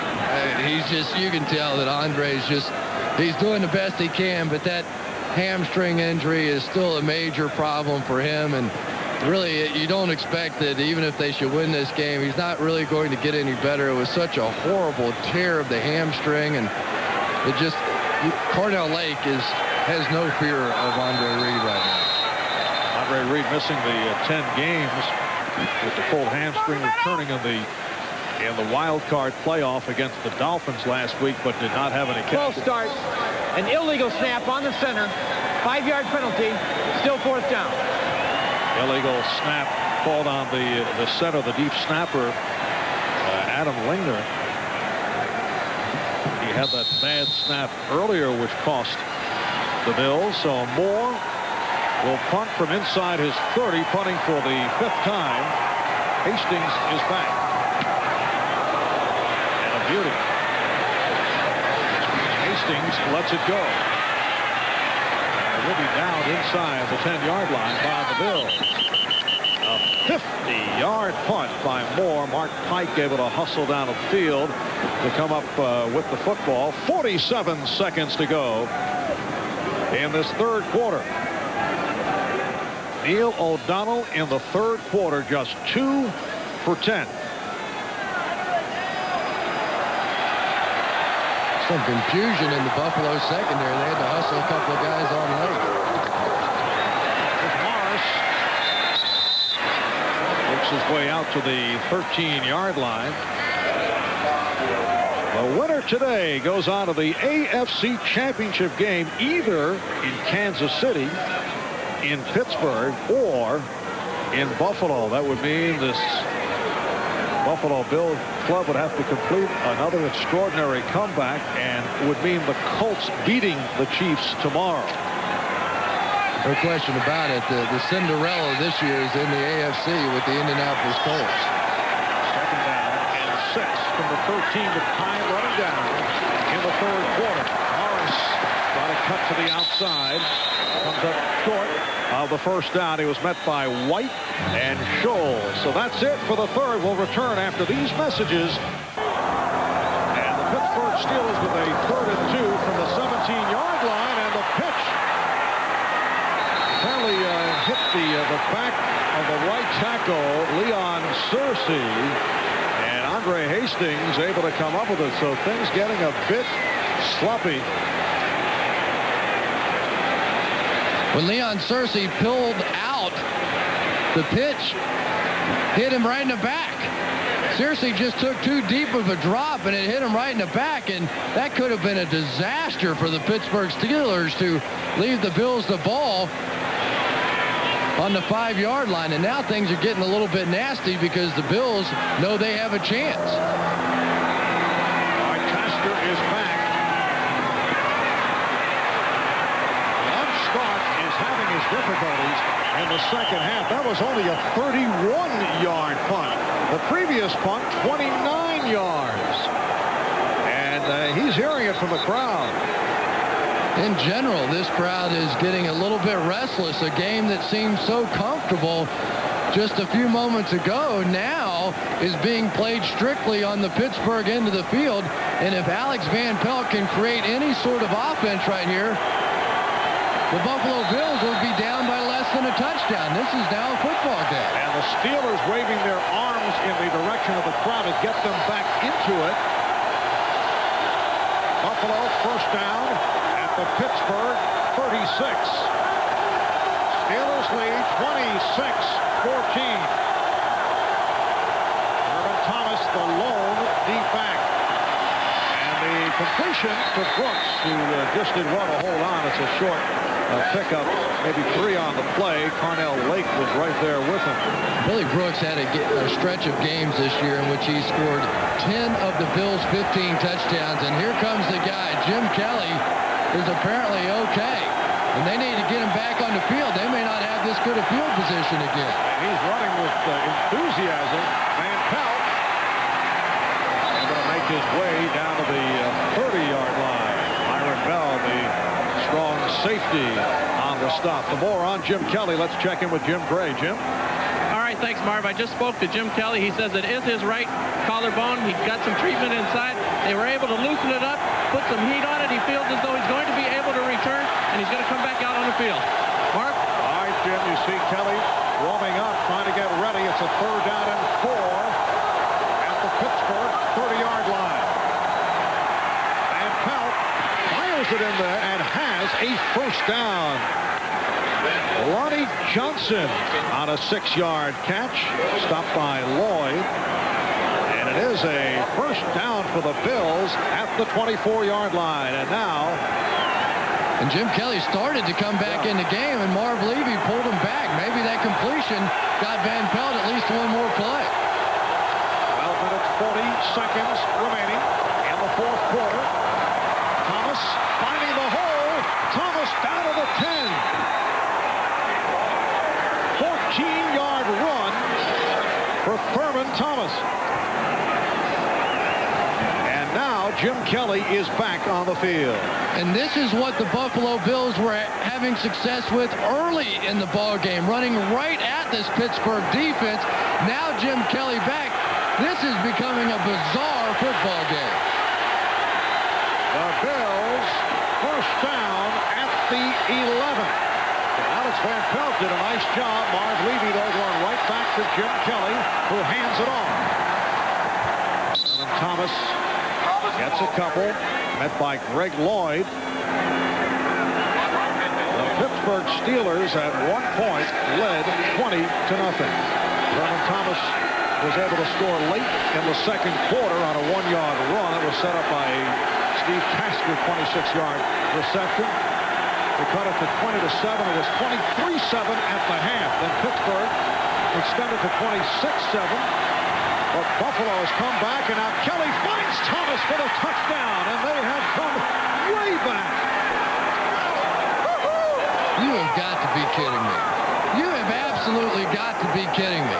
What are the Buffalo Bills without Bruce Smith, with Jim Kelly in the locker room, Alex Van Pelt playing quarterback, a 20-0 lead for the Pittsburgh Steelers, possibly the best team in the AFC, and here they come again. This has been one phenomenal year for the Buffalo Bills and Marv Levy's squad.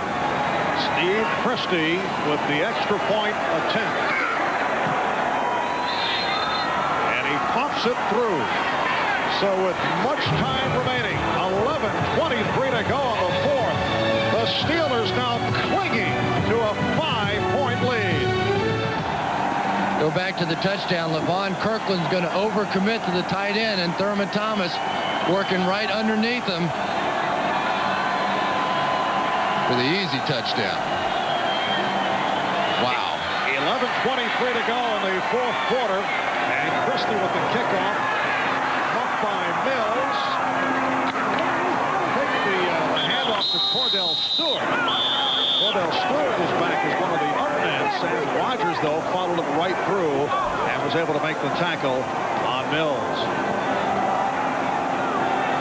Jim Kelly just so comfortable throwing the ball around the goal line to Thurman Thomas, and that was where he was so desperately missed.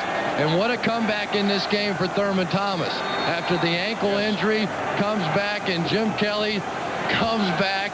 Halfway expect to see Bruce Smith get off the plane in a minute. How about the Steelers' first two possessions of the game, 2 touchdowns, the next 10, 0. Although Warren Johnson has contributed 4 field goals. Morris on the reception.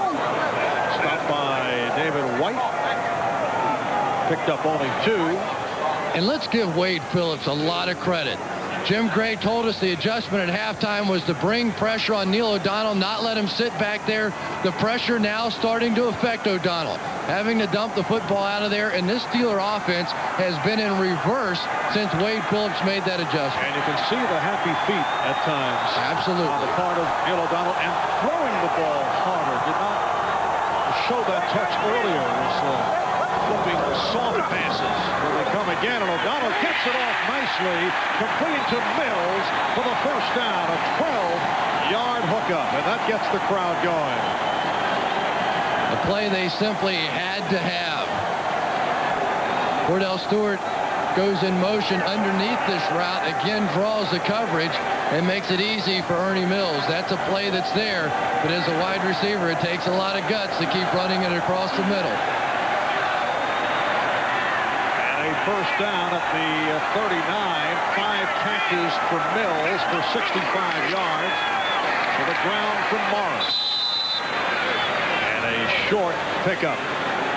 Well, Marv, one of the things that we talked about, would Ron Earhart go back to what got him here? You know, all those years with Parcells and all the years of being conservative and running the football. We haven't seen nearly the kind of trickery that we've seen out of the Pittsburgh Steelers this year in the past. They have gone much more conservative in this one. This is a Pittsburgh team that led the AFC with 407 points. Second down and 8. Here comes Cordell Stewart in motion. O'Donnell intended for Stewart. The time, he got the time. It'll be a 3rd down and 8 at the 41. 9 minutes, 11 seconds to go in this fourth quarter. The Pittsburgh Steelers at one stretch had a 20-0 lead. It appeared this was headed to the area of blowout. And the Bills able to come back. It is now 26-21. And the Bills are one play away now from having the football back in their hands and a chance to go take the lead. Don't forget what happened to Pittsburgh last year in the AFC Championship game. Very similar. They had a 13-3 lead in that ball game, and then they let that lead evaporate. And the Steelers calling for time. We'll be right back. Don't forget the controversial touchdown in the first half. Ernie Mills, this was ruled as a push-out by the officials. I totally disagree with the call. I don't think that Mills would have ever gotten that foot down, ruled a touchdown, and that was part of what gave the Steelers that big 20-0 lead in the first half. That was early second quarter. A 10-yard touchdown pass play.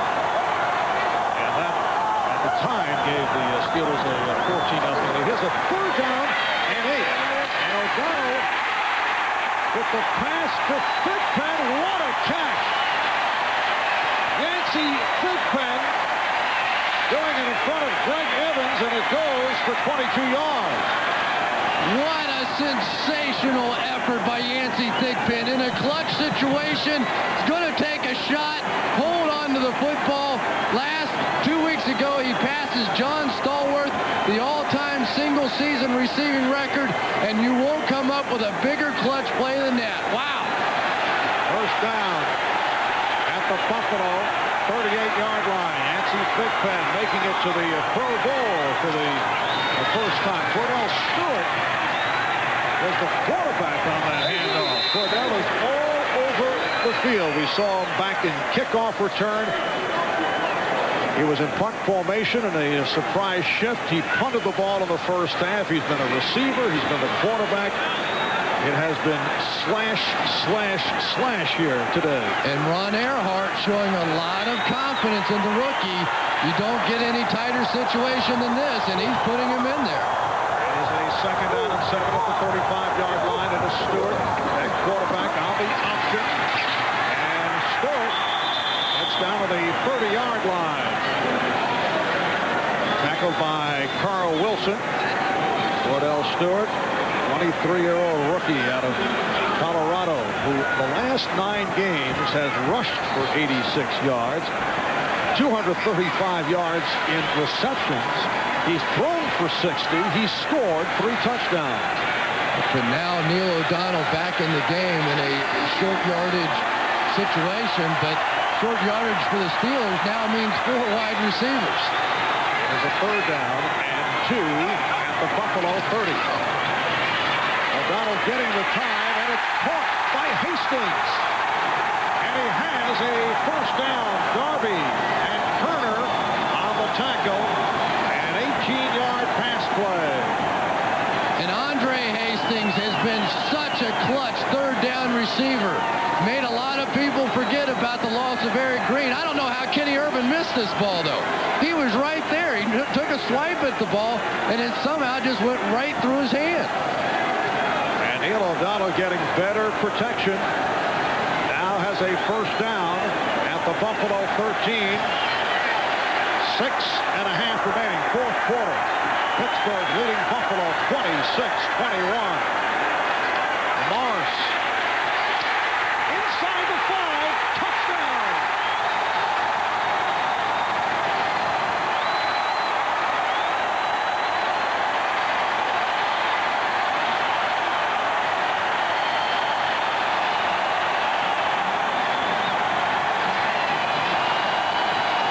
Bam Morris going 13 yards for the score.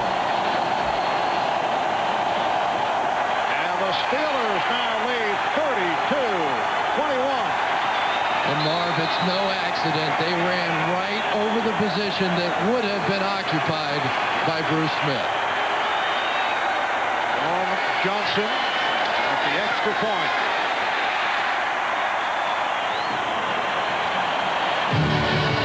So with 6:16 left in the fourth, it's the Steelers up by 12.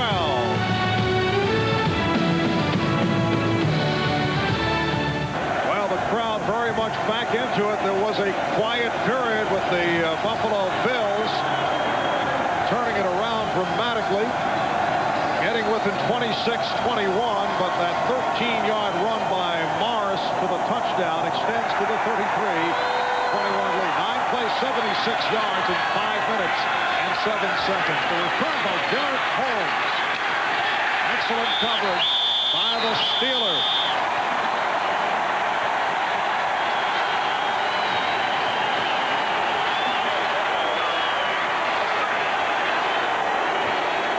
Bobby Aflac beautifully to the last touchdown.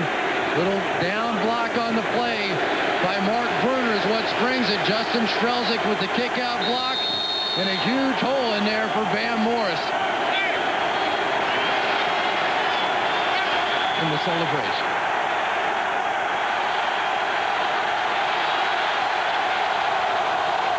From the 27-yard line, Herman Thomas gets up to the 30, tripped up by LaVon Kirkland. It'll be a 2nd down and 7 for the Buffalo Bills, who come in winners of their last 10 AFC playoff games.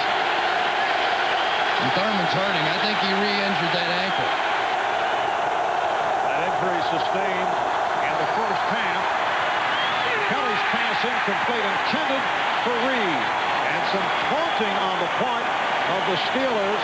Willie Williams on the coverage of Andre Reed. Willie Williams, who got benched earlier this season after Herman Moore caught 10 passes for 131 yards against him, handled it beautifully, and has now come back and played very well today. A lot of taunting in the direction of Reed. That after Andre was not shy about pointing out that the Steelers secondary might be vulnerable.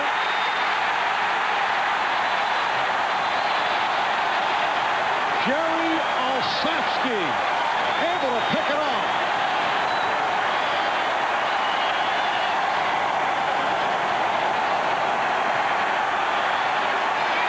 Jerry Olszewski, who started for Chad Brown, who's made it back from an ankle injury, coming up with his first interception of the season.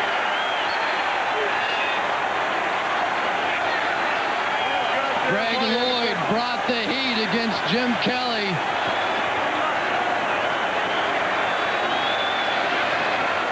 And then Willie Williams timed it out perfectly in the secondary. Marv Levy's still hot. He thinks this was interference, and I agree. I think Willie Williams got there early. The official's pocket.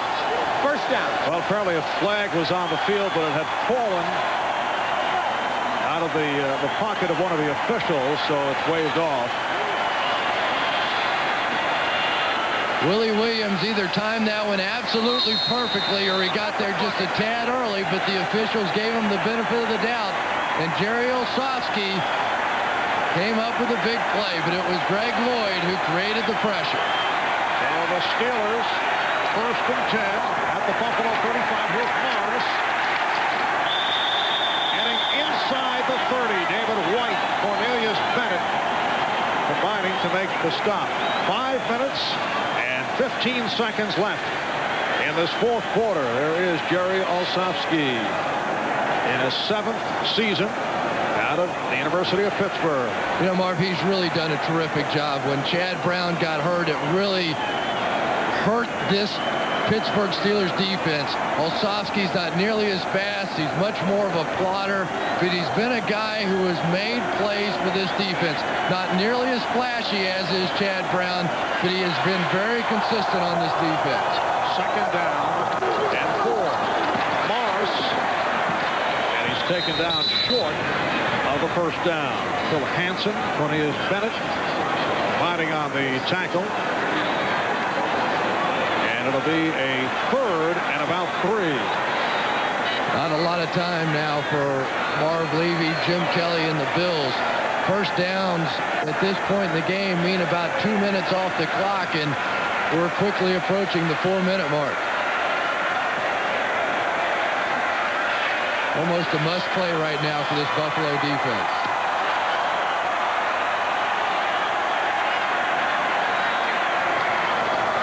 Off the fake, O'Donnell was tipped and picked off. Matt Darby with the interception. So the Bills get it back. The pass intended for Jonathan Hayes. Neil O'Donnell is upset. I think he believes Jonathan Hayes was interfered with. Timeout taken. We'll be back in a moment. O'Donnell's interception created on the interference by his tight end Jonathan Hayes, but it came from the official, not one of the Buffalo Bills. The official knocks off Hayes, and that's what set up the interception. Well, the Bills start out from their 17. Obviously a critical drive by Buffalo with 3:55 remaining in this fourth quarter.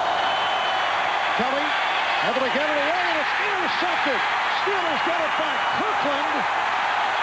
LeVon Kirkland able to pick it off.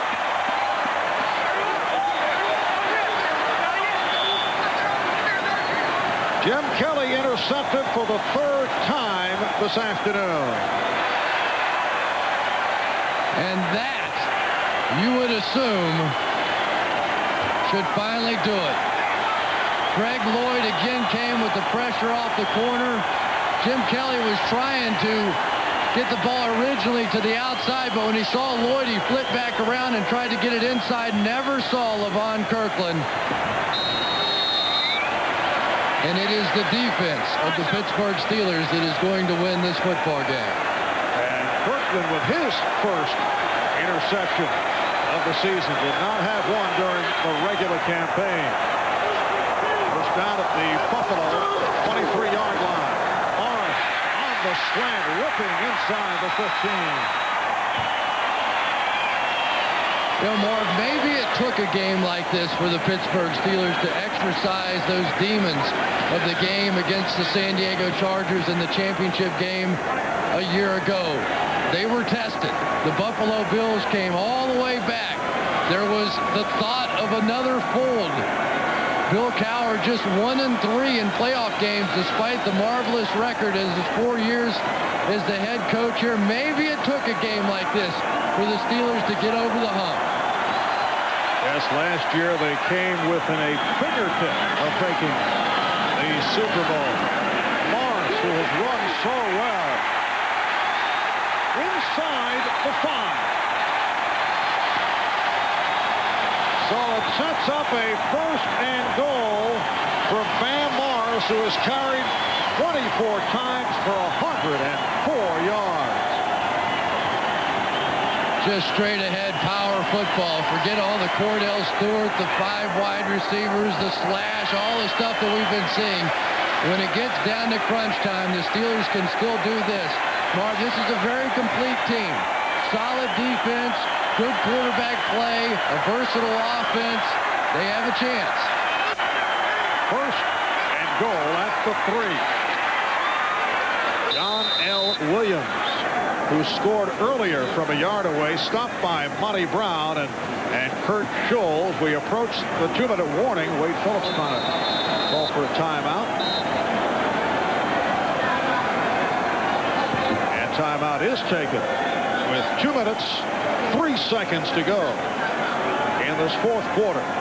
It'll be a second and goal at the 2 for Pittsburgh. The winner here today will face the winner between Indianapolis and Kansas City. That'll be tomorrow right here on NBC starting at 3:30 Eastern Time. What a great year Steve Bono has had filling in for Joe Montana.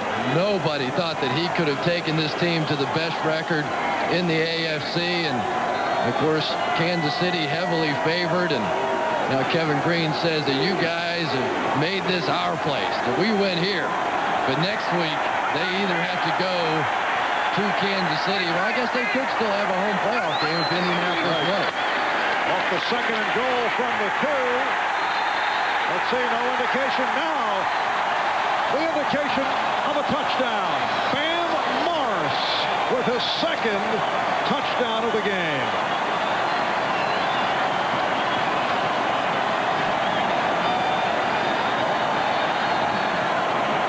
Bill Cowher's family.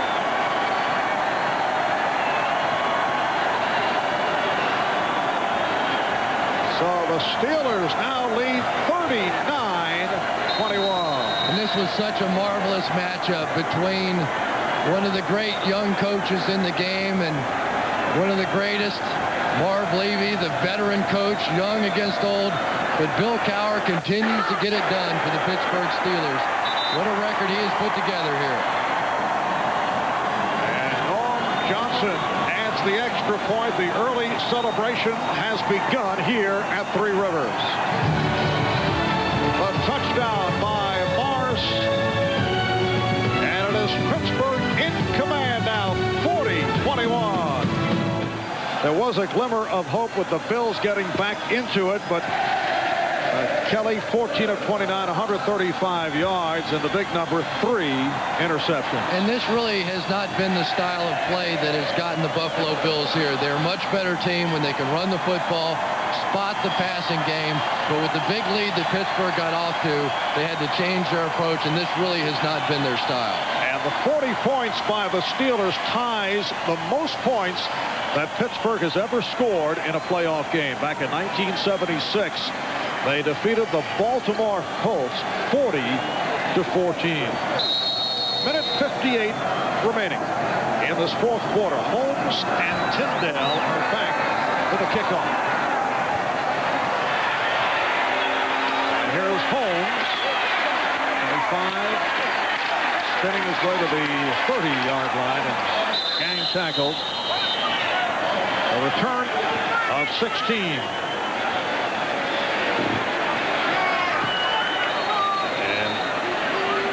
Devlin, backup center for the Buffalo Bills, receiving some compassion from Greg Lloyd.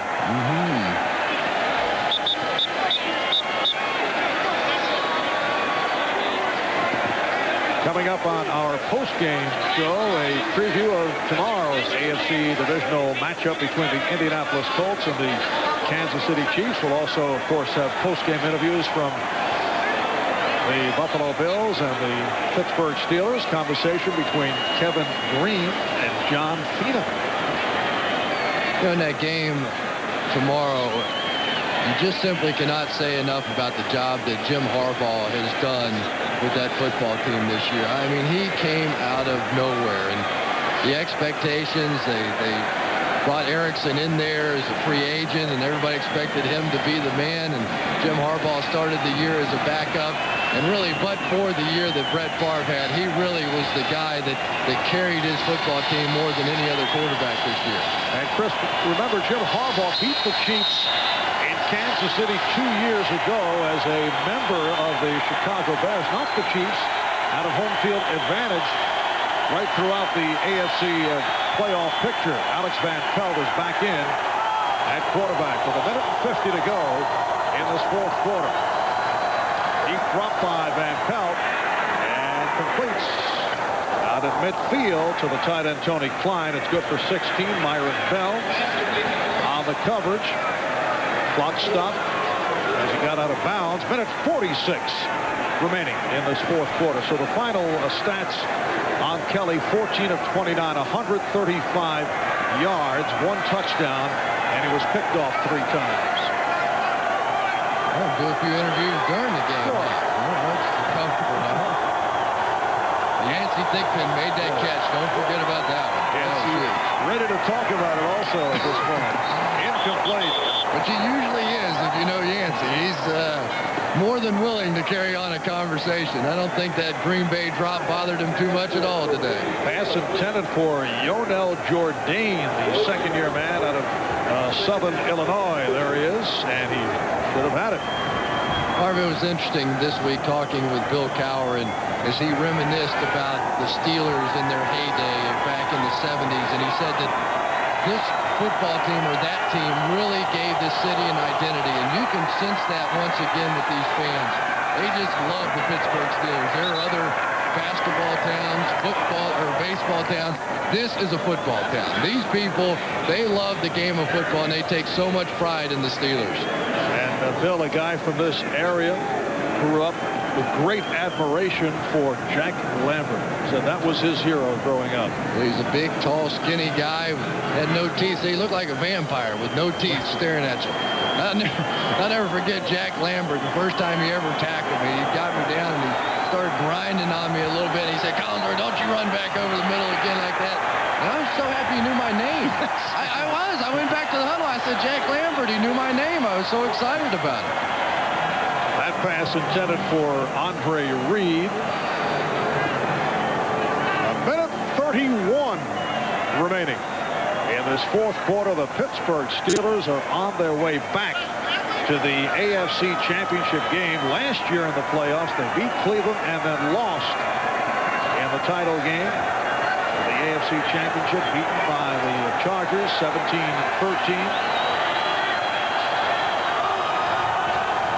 Marv, it's hard to think what this game may have been had Bruce Smith been here. Just getting the play off, and Cook a good shot as he comes up incomplete, and that is it. So the Steelers take over on downs with a minute 26 remaining in the fourth quarter.